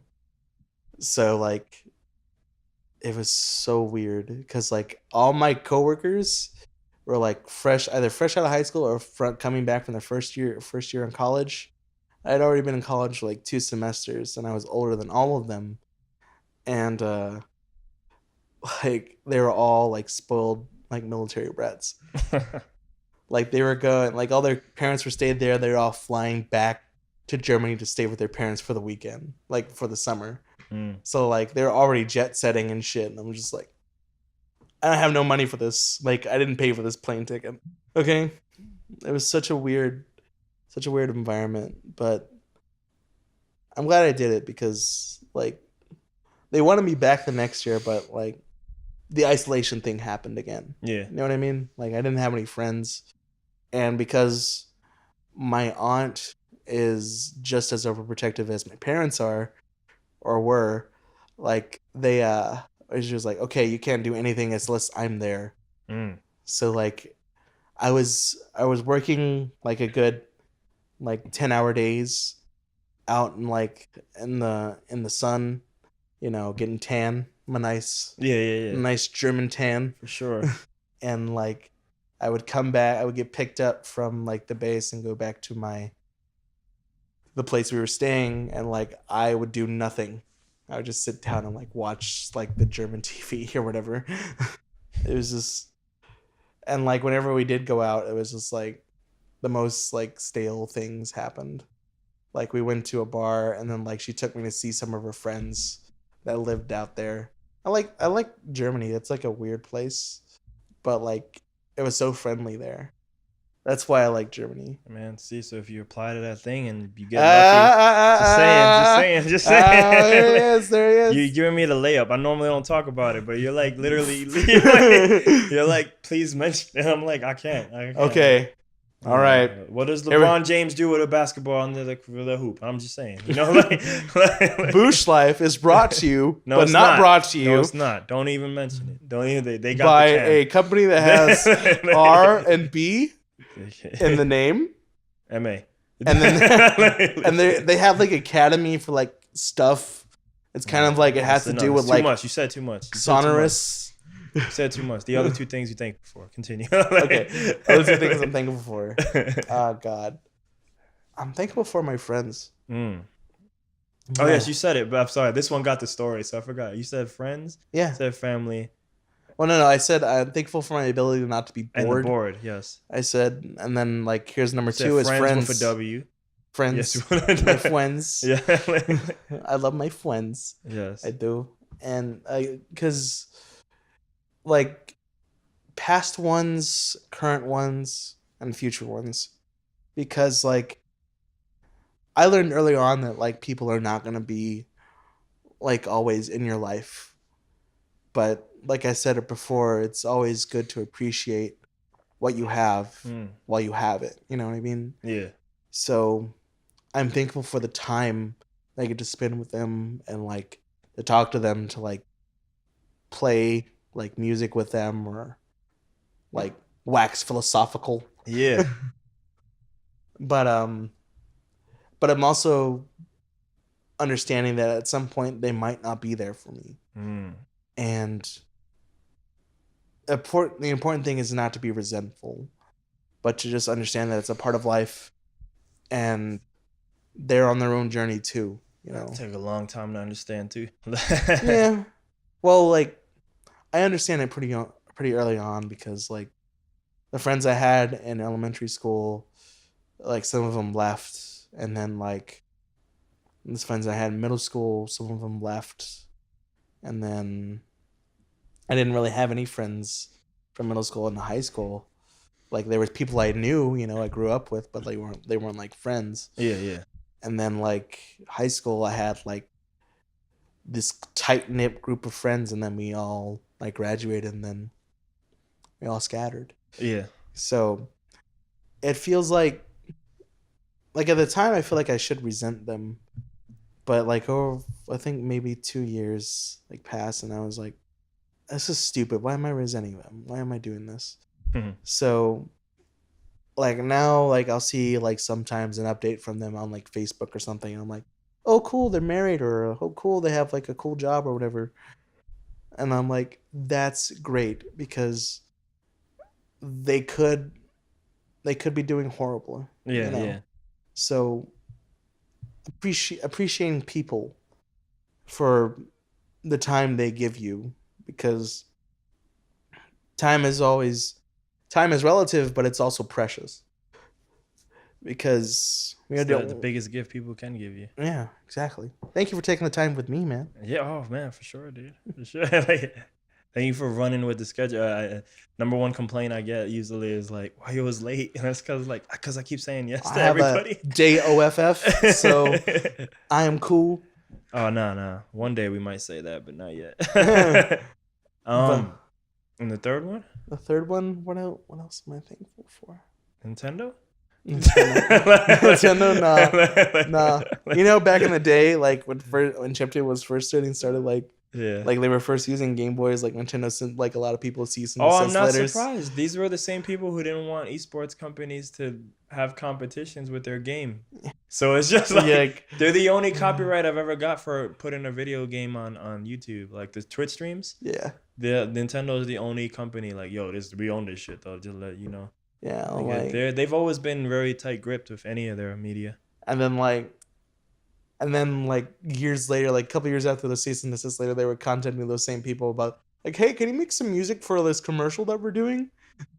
Well, yeah, because they're really slow to understand, and then like the only time they usually stop Presser is because enough fans like bother them to stop Presser. You know, like to me, like I think it was like this one YouTube personality was like, Nintendo like to pretend like it's still 1997. Yeah, they haven't adapted at all with with a lot of things. They literally fight the Smash Brother community, telling them this is not a fighting game. You're playing it wrong. The creator of that genre game, whatever, I don't know his name. It's a Japanese name, but he still tells like you guys are playing it wrong. It's a party game, and so like. Well, it is. To me, it is a party game. That's fine, but there's this whole industry here of people doing it. To literally disacknowledge them, to not to be the last company to sponsor your own game. like there's like to ban your game from being played at Evo. You know, like what is like there's like there's a list. There's just a list that goes on. This list of infractions. From the you don't want to support it, fine. But now you're like, no, you can't play it either. You can't play it because you can't play it. You can't play it. You can't play it. None of y'all can play this. Yeah. So I'm like, I saw. It was this morning. I watched this like, you know, Vice, right? Yeah. Like they did this thing about like a big tournament for like League of Legends. Oh, the king and Seoul, and like it was a Chinese team versus South Korean team. And I was like, they had Imagine Dragons play, and they had like they held it in an Olympic stadium. Yeah. I was like, this is ridiculous. You know where it was once here? It was once at Staples Center like 3 years ago. Oh yeah, I remember the story that. I always tell people. Yeah. And it got to Seoul because Staples is a punk ass little stadium. Yeah. But continue. But God, what is the third thing I'm most thankful for? I don't know. It's so weird. Starfighter's not thankful. I get it. Hashtag thankful. Hashtag pray hands. Yeah. But I guess not that. Not that.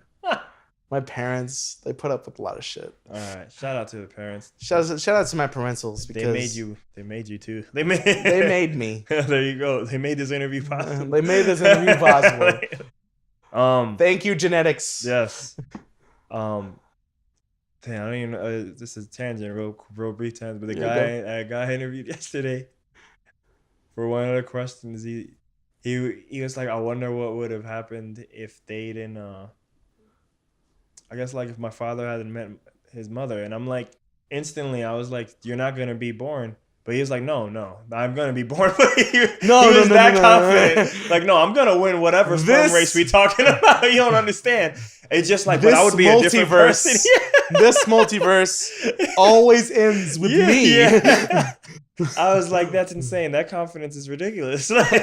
Yo, I wish I had that. I wish I had that. It's like, look, my dad doesn't mean my mom. I acknowledge I'm gonna be different, but I am going to be. I am here now. Be like, here I now. might be a woman. I might be something, but look, we being as well. So I'm just curious, what would have happened? This consciousness is gonna manifest. I was like, I swear. That's badass. All right, next question. All right, hit me. Who would you want to forgive you, and one person you would want to forgive, and why, if possible, that you could say?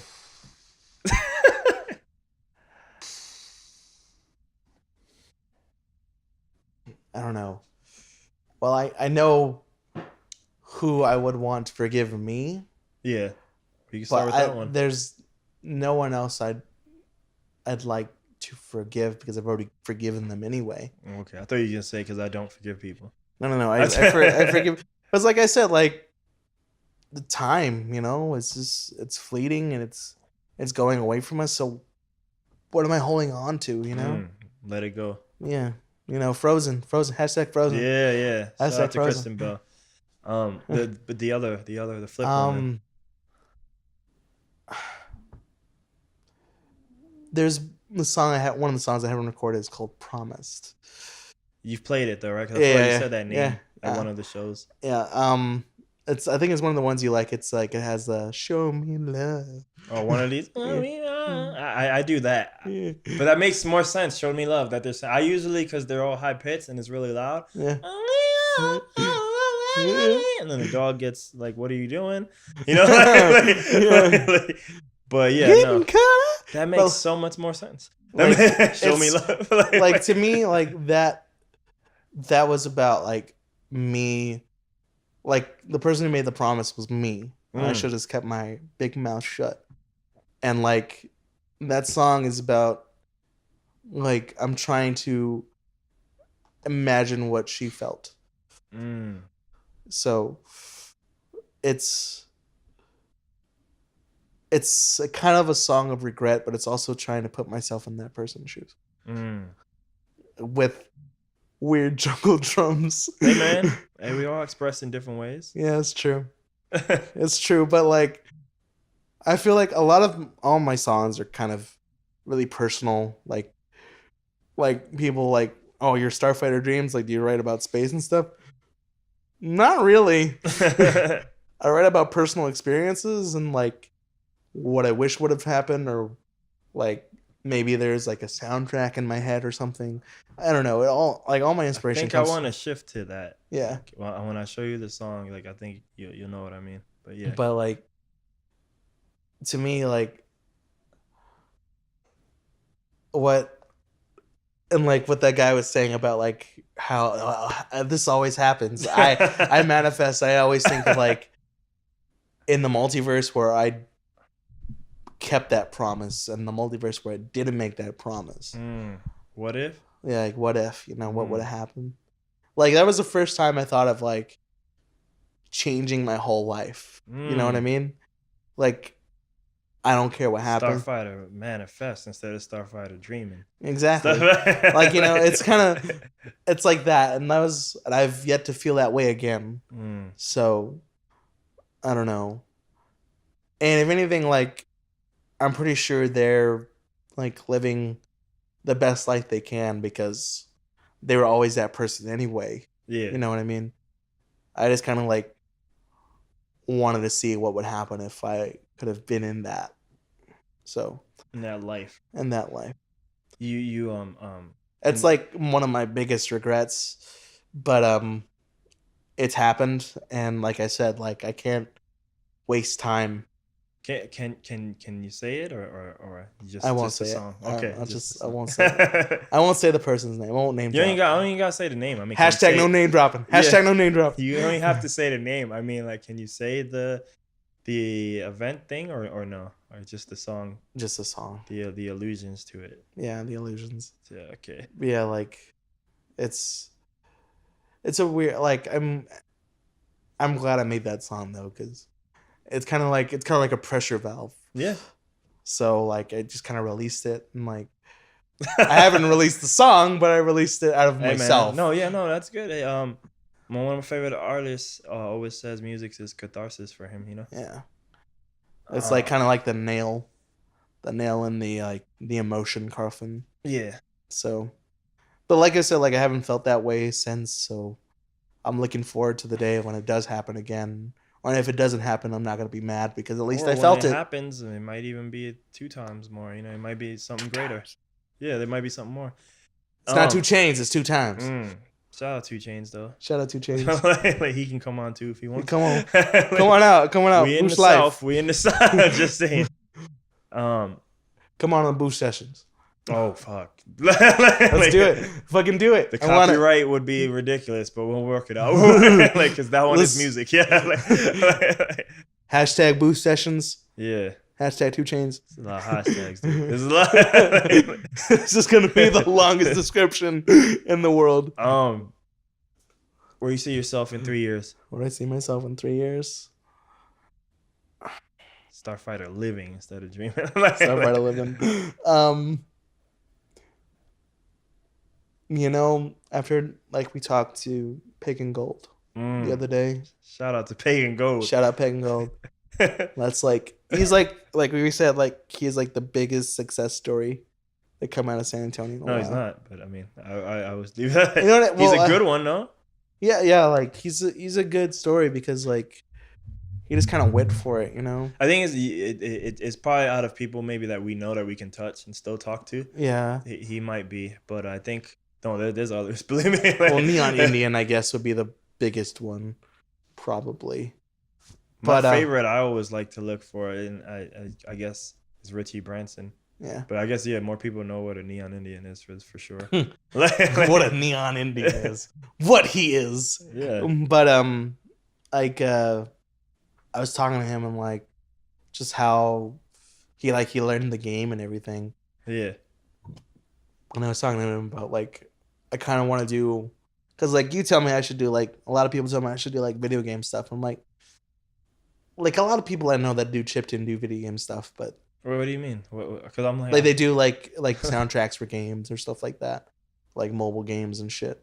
I'm like, I mean, your stuff could probably be used for. I don't know. I might think I just grind on you to put it out. I don't think I tell you to do OSTs. Well, no, like, and I find that's cool. You know, like a lot of people do that, but I've always like been attracted to film. Yeah, and like if I can't be an actor, I'll try my best to. I want to try my best to be a writer and somebody that does either songs for movies or like scoring. So that's one thing I want to try to do.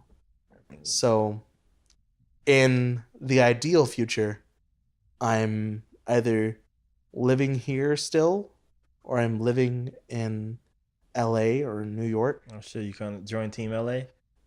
Maybe. You and Pagan Gold, we gonna have a place? Yeah. We could. But be a ridiculous and like house. I'm either on site writing music or writing like movies or TV shows, or I'm sending off the scripts or the music somewhere remotely, and I'm just like working on projects that I want to be working on, as well as writing my own original music. Yeah. So like I feel, instead like you were talking about how your parents want you to do like safe stuff, and I don't think I'm the person that's going to do the safe stuff. I think, you know, I'm talking about my family, like all my, there's a couple cousins that I have that are kind of around the same age as me, a little bit older or a little bit younger.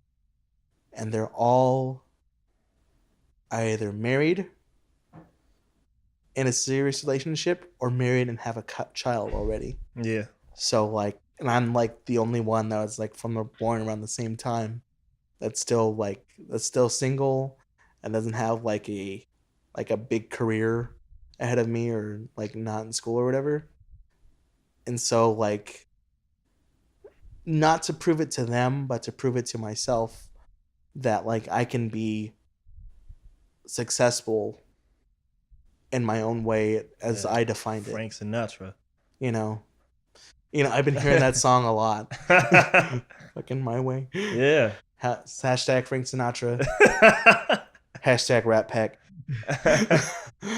Also, too, man, like I don't know them, but like, are those people living the lives, relationships aside, are they living the lives they want? Like, are they in the Well, careers like they want? You know, I or are they think doing it to survive? You know, because I this is think what I we think do. they're I think well, first of all, they're all like good Christian people. Yeah.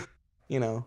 So like they value like the prospect of like having your own family and stuff like that.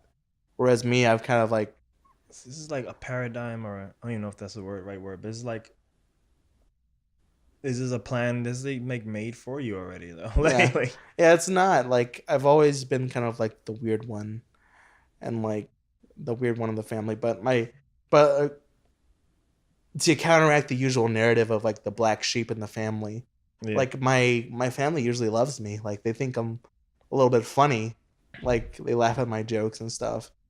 But like if they like I talked to one of my uncles recently, like and he's one I haven't seen in a long time, and he asked me about like religion. I'm like, I'm not religious at all. And he's like, why not? And I'm like, do you have time? Because that'll I be have podcast too. that could be a podcast. That could be a podcast too. That could be a whole thing. I should probably just sit them down one day, just like bring we'll do it everyone all on the together. podcast. I got 6 inputs. Remember? Just have dude. We could do a boom. We could do a boom mic. Yeah. We could do a boom mic. But I feel like I should just sit them down one day and just explain myself, so as to like, just put it to an end, like the mystery of like why. I think a lot of times we're not honest to our families, or even to our friends, or even to ourselves. Yeah. We're not honest, and I think if we can try our best to be as honest as possible, then maybe we'll have less fear. I think, or less insecurity, at least. I think fear is sometimes more visceral than insecurity. Insecurity is very like kind of, it's lingering. Fear is kind of like fills you with dread, and it just kind of like it grabs your stomach and just kind of like that's fear. So I shouldn't use it. Insecurity is the better word. Sorry. Yeah, you fine. But yeah. That was your future answer. Yeah, my future. Yeah, I just kind of want to be like working in film or TV, like writing music or writing scripts, or like learning like something in the film industry, because I feel that's something else I want to do. Like besides just making music, I want to be like making moving images as well. So you taking the steps to make that happen? No, I'm not, but because I can't start now. Yeah, that's what I'm saying. Start. What is the perfect day? See, my perfect day. Oh, do the whole answer like that. No, mate, not. But what is my perfect day? I wake up and I don't feel like my back is gonna kill me for the rest of the day. Does your back hurt you a lot? No, but like when I wake up, it's just kind of like, Tell me, you gotta get into the foam rolling, the yoga, all that crap I be talking about. I know. There's free yoga class this Saturday at 7 p.m. Glow in the dark. Yoga. Just saying. I know. Just like I think somebody said like yoga is just like people in ill-fitting outfits trying not to fart. Yeah, I hear there's a lot of farts. The thing with me is like I've only done like now with the last thing I did. I won't say no more. But anyway, with the last thing I did, like where's somebody to knock on it? I've only done like maybe like 5 classes in my whole life, because I just do a lot of it here. Yeah. In my room. So I mean, you don't have. Yeah, like I feel like yoga would definitely help me, but like I'm so undisciplined. I'm the worst. Like that's why like when you quote Bruce Lee a lot, I feel like really intimidated, because I'm like, you gotta be Bruce. No, that dude makes all of us look bad. Yeah. But I mean, yeah. But Yeah. no, perfect day. So good back and Good back. I wake up. I don't make cereal. I make bacon. I make eggs the way I like, and I have waffles, fresh waffles, and I eat that, and I don't go to work. yeah, I don't go to work that day. yeah. I sit down on the couch and I watch an hour of anime or a TV show. I turn it off. I do another hour of reading. And after that, I get up and I talk to my roommate and I'm like, "So, what are you doing today?" And we talk and I'm like, "Oh yeah, well I'm just gonna go over here." I'm like, "Oh, let's go." So we go and like we run errands and shit. And like, cause a lot of people think like running errands is just time, just like wasted time. It isn't, because I do a lot of my good, like a lot of thinking while I'm like running errands. That's your meditation, right? Yeah, like my meditation, like I do a lot of it like at the laundromat.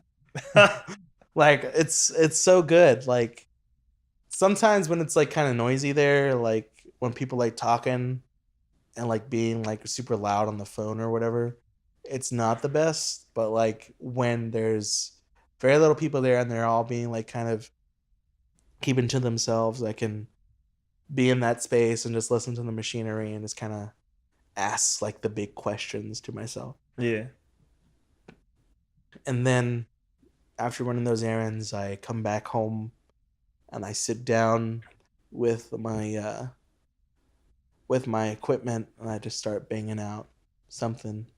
Maybe it'll turn into something, maybe it won't, but you're just out there and you're just like making stuff. You're making sounds, you're making sequences, whatever. And then I do that for a good 4 hours. That'd be a good 4 hours right there. And then like that's how it works sometimes. Like, yeah, I'll just do this for 30 minutes. Like No, hour and a half later, like, I know. oh, what happened? I'm like, it's like 2:30 in the morning. I'm like, That might be one of all the things I do. Like, it's probably why maybe I don't do music, or like why I do it the least, even though it's probably the original thing I started with. Because that one sucks you in hard, dude. Like, it does. It's like it's the weirdest thing. yeah. It's like it's the most wonderful and like the scariest thing is like, what the fuck? But so you sit down there for another 4 hours. Yeah, man. And like after that you after that you go and you go with a roommate to go eat like something you really love. Like either it's burgers or you're like eating like you're chowing down on a big burger or you're chowing down on like some pho, or like you want to get really fancy, you go out for ramen. And then like the fancy stuff, ramen. Dude, like if you go to ramen shops, they charge like $15, dude. Oh, that's I'm not even a ramen guy. I won't even hate. I won't even like that's $15, but like it's so worth it. I guess, hey man. Oh, but then after that you come home, and then after that you just kind of chill out, maybe catch a movie or watch something on Netflix or whatever. And then like you hit up the homies like on your phone, like different homies like beside your roommate. And you're like, yo, what's going down tonight? Oh, we're going to this show over here. Then we go hit up this show over here. And like it's all like your friends are there and like your friends are playing. And they're like pointing at you in the crowd and they're like hyping everyone up and everyone's just dancing and stuff like that. At the end of the night, everyone heads to Whataburger and gets like a shake or something. And like you go home. I feel like this and just you go happened. to sleep. All this just happened. Like that's means a good fucking day, man. That's what's up. Because that means you live in it all the time. That's good, man. Yeah. Because like the only things I've come to realize like recently. Like hanging out with like friends that are like-minded, or at least if not like-minded, that are decent people that you have built a relationship with, then it's like the best because it's all just positivity. And it doesn't make you feel bad. It doesn't make you feel like you're wasting time. Because I've definitely felt like I've wasted time a lot of the time when I wasn't being social, when I was being isolated. Yeah. So when I do get the chance to go out and like be around people that are like-minded or at least decent, I get a rush, you know. So the more opportunities I get to have to do that, the better, you know. And unfortunately, it doesn't happen as often as it should now, since like, you know, I have way more expenses to do. I don't live at home anymore, so I'm just kind of like really, really, really like careful when I go out. Like, don't spend too much money. I'm like doing the math in my head. Yeah, yeah.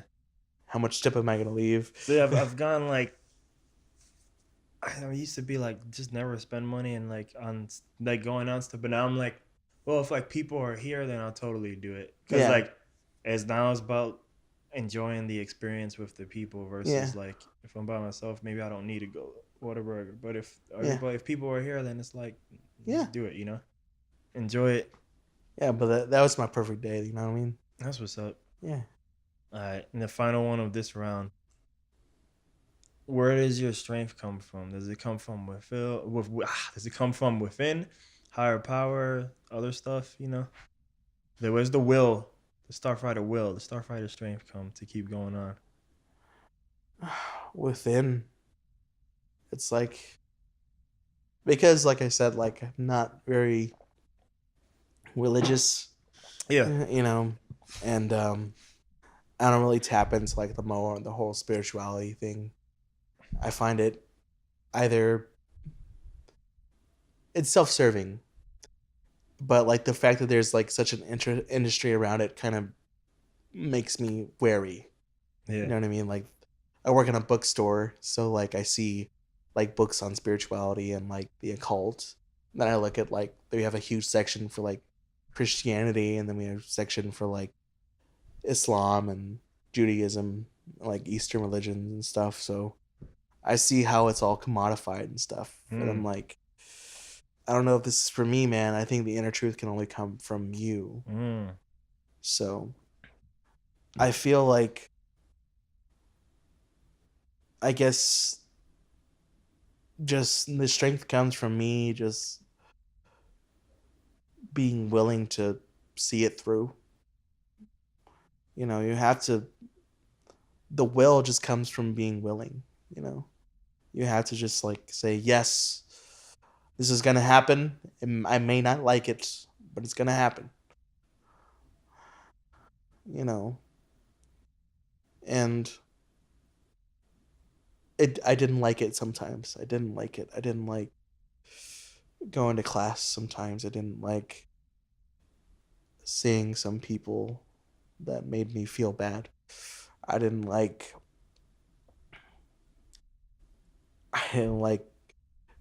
for a little while I didn't like making music either. But I just said like I'm just gonna show up. I'm gonna do it. I'm gonna see what happens. I'm glad I did, because here I am talking to you now. yeah. We don't, like I said, we don't recognize what we're feeling until retrospect happens. So sometimes you just have to bite your tongue, just clench your fists and just go through it. Yeah. And then see who you are on the other side. Because I'm not the person I was when I was 21. I'm not the person I was when I was 25. I think I'm still kind of the same person I was when I'm 26, though. There's like two things I was thinking there. Yeah. Life is like Doctor Who. Yeah. We are becoming a different person. Maybe the look. Sometimes the look does change, but you know, maybe not as dramatic. Yeah. I don't, you know, I never looked like David Tennant, and I didn't become Matt Smith. But I mean, like, you know, the other thing is, there's this quote from who knows, but I have it written somewhere. Mm-hmm. You are the AIDS when your art first hits the world. You are the what? You are the AIDS when your art is first like exposed to the world. Mm-hmm. Like once you finally start letting people see that art, you know, Mm-hmm. that's the AIDS you are kind of always. Or Might have said it wrong, but that's the idea. there's this thing from King Lear. Well, King Lear bars. Let's go. The happiest youth, viewing his progress through, what perils pass, what crosses to ensue, would shut the book, sit him down, and die. Old school bars, yo. Yeah. Explain that one for me. All right, there was so some language in there. like it's a person who is happy, and then he looks at what's going to happen, what has happened, what perils pass, what crosses to ensue. Yeah. What has happened, what's going to happen. Sometimes they'll just shut the book and they say, I don't want to have this, and then they'll just die. So, are you that happiest youth? Or are you a person who can be strong and look at what happened and what can happen and just say, I'm going to keep on reading? You know? So don't be the happiest youth. Be the curious youth. That's true. It's damn. Some enlightenment going on in my head right now. It's, and like, I don't know, like my education, like I wasn't like going in for computer programming or accounting or business or whatever. I was doing international studies. That was my major. So because of that, I had to do a lot of history, a lot of study of language, a lot of study of culture, and also economics, governments, and international relations. And that was my educational background in college. And because of that, I learned how scary the world can be, but also how beautiful it can be. Yeah. So I think that has a lot to do with my worldview. And if anything, like I said, like the only thing college should be good for is not just like expanding your worldview. So whenever I see people go into college for like, oh, I'm going to become like, I'm doing this so I can become like a nurse or something like that. Well, go to vocational school. Don't go to college. If you're going to go to college, like do it because you want to have your views challenged. You want, and if they're not going to be challenged, at least widened. So, you know, expanding your knowledge or your third eye, whatever you want to call it, is always important. So that's why I always say stay curious, stay inquisitive, stay exploring, because in the end it's always going to work out. It's going to make you feel better than you did years ago, because there's knowing and not knowing. I'd rather know.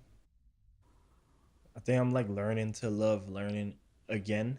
Yeah. Because I think it took me maybe a long time to separate it from school. Yeah. Because school doesn't really always do the best job of that. It doesn't. I'll be honest, it doesn't. It sucks. And then also, like, you know, sometimes like activities like go back to music. Like I've kind of changed the language and the mind frame now, but like I hate music. I hate mixing, you know, like versus loving creation, you know. Yeah. I'm like, because in some of those parts I've kind of grown stagnant in learning that, just because it's not my favorite process, but I'm trying to get back into the loving the learning part, you know. Yeah. So it's always important to just understand that learning is itself a process. Yeah. So you might not like it now, but who you are later will probably like it, or maybe they still won't like it. Who knows? Who knows? I don't. It's a journey. So that's why when you asked the goals question, I was like, that's a weird question to ask for me, because like I'm like, I have things I want to do, but the question is, am I going to do anything about them? I've met a handful of people that are like, or I guess the one I'm thinking in particular is in New York, and he doesn't, I can't remember his full reason, but basically he's like 100% against goals. Yeah. And he has a better reason that I won't even try to explain because I don't remember it. But yeah. Like, link me, homie. Link me. He hasn't done a podcast. What? He's a high school buddy. He's New York.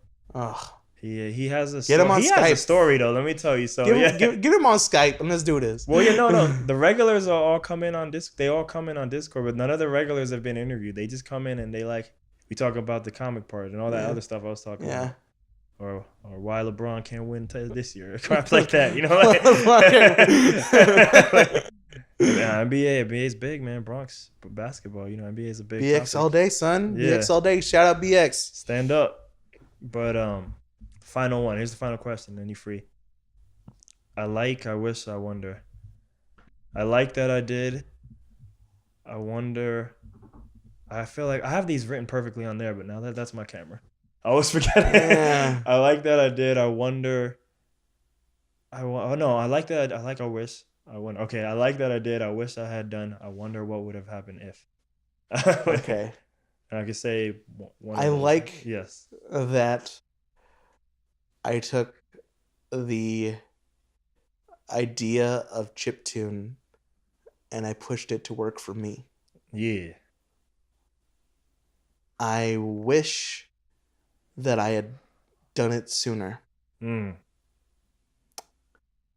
And I wonder what my life would have been like if I would have still tried to be like a power pop dude. What? Yeah. What? Like when I first started, like I didn't want to do chiptune. I wanted to do like power pop. What's that?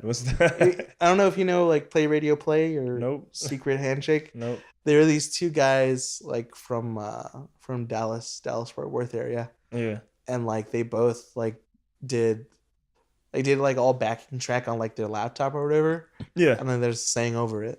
Yeah. And then like I thought like, wow, that's really cool. They're like their music's really fun and poppy. And like I could do that. I'd be this fat Mexican dude just like singing like with his laptop in the back and maybe have a keyboard on stage or whatever. And then like I found like I hate writing lyrics. I hate writing lyrics. They're the worst. But then like I was like using Fruity Loops at the time on my old ass computer. And I found myself like really liking like making music electronically. Yeah. Like I've always loved like synthesizer sounds, but I didn't know if I could like make it myself. And then I started using it on the computer. I'm like, holy shit, this is really fun. So I was like, okay. So like once I finally ditched the idea of like doing singing and stuff, I was like, okay, since I won't do the singing, what if I just did like electronic music? And then I asked myself like, okay, electronic music is like a very like genre thing. And I don't like that. And then like I found chiptune and it was like very like do whatever you want. And I was like, okay, let's do that. But I wonder what would have happened if I just just kept like journaling and trying to write lyrics and stuff like that. Hey man, you can still mix it. Yeah. Like you still like maybe one of those tracks because you said the chiptune you like because you can do whatever you want. So maybe one of those tracks can be. Maybe I could do it. Like I thought about it's it. Time too. you pick up the mic and you hold it for that song instead of dropping it. Hey, Zylo started that way too. Look at him. So he it's just a beat guy and like now he'll flow into it, Yeah. And like sometimes he gets the guitar on stage too. Yeah. So I've never been a guitar guy though. Yeah. I've never been like all this stuff. Like well like if you want I don't know like you don't have to. I remember I told you like at 16 I was like guitars are over for me. It's all synthesizer now. Do it. Synthesizer forever. Stay with it. Yeah. What any I'm still working on the order which one to ask these the last words and plugs. But I mean yeah. But here I'll do the plugs for where can they find you? All right, where do you want to send them to? I'm on SoundCloud.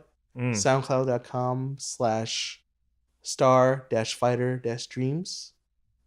And then I'm also on Bandcamp at starfighterdreams.bandcamp.com. And you can also find me on Facebook. Just search Starfighter Dreams, 3 words. I can't stress that enough. 3 words. You need to be like AF the Naysayer where you put it in all caps. That's how you stress it more. That's how I stress it more. But yeah, you can find me on there. Just search that. If you see like a little guy that's a little sleeping pilot. Yeah. With like the words above it, that's me. You can see me there. And then you can also find me on Instagram at StarfighterMatt.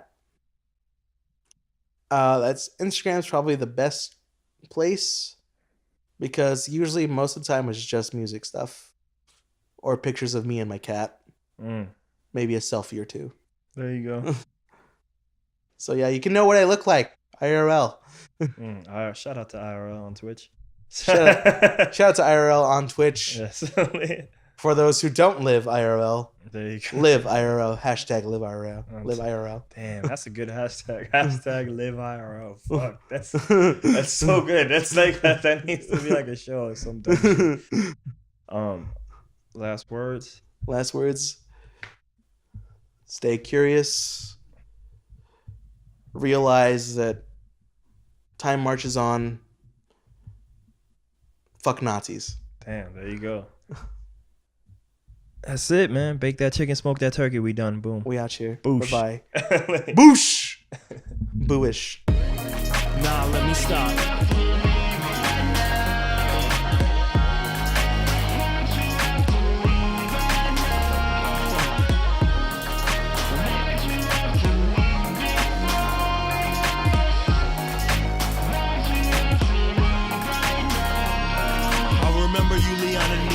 White Stone to see a classic movie to be, but too young were we for Bruce Willis stories. Still your best, some nice stories. Sixth Sense was the movie, but as kids it was poopy.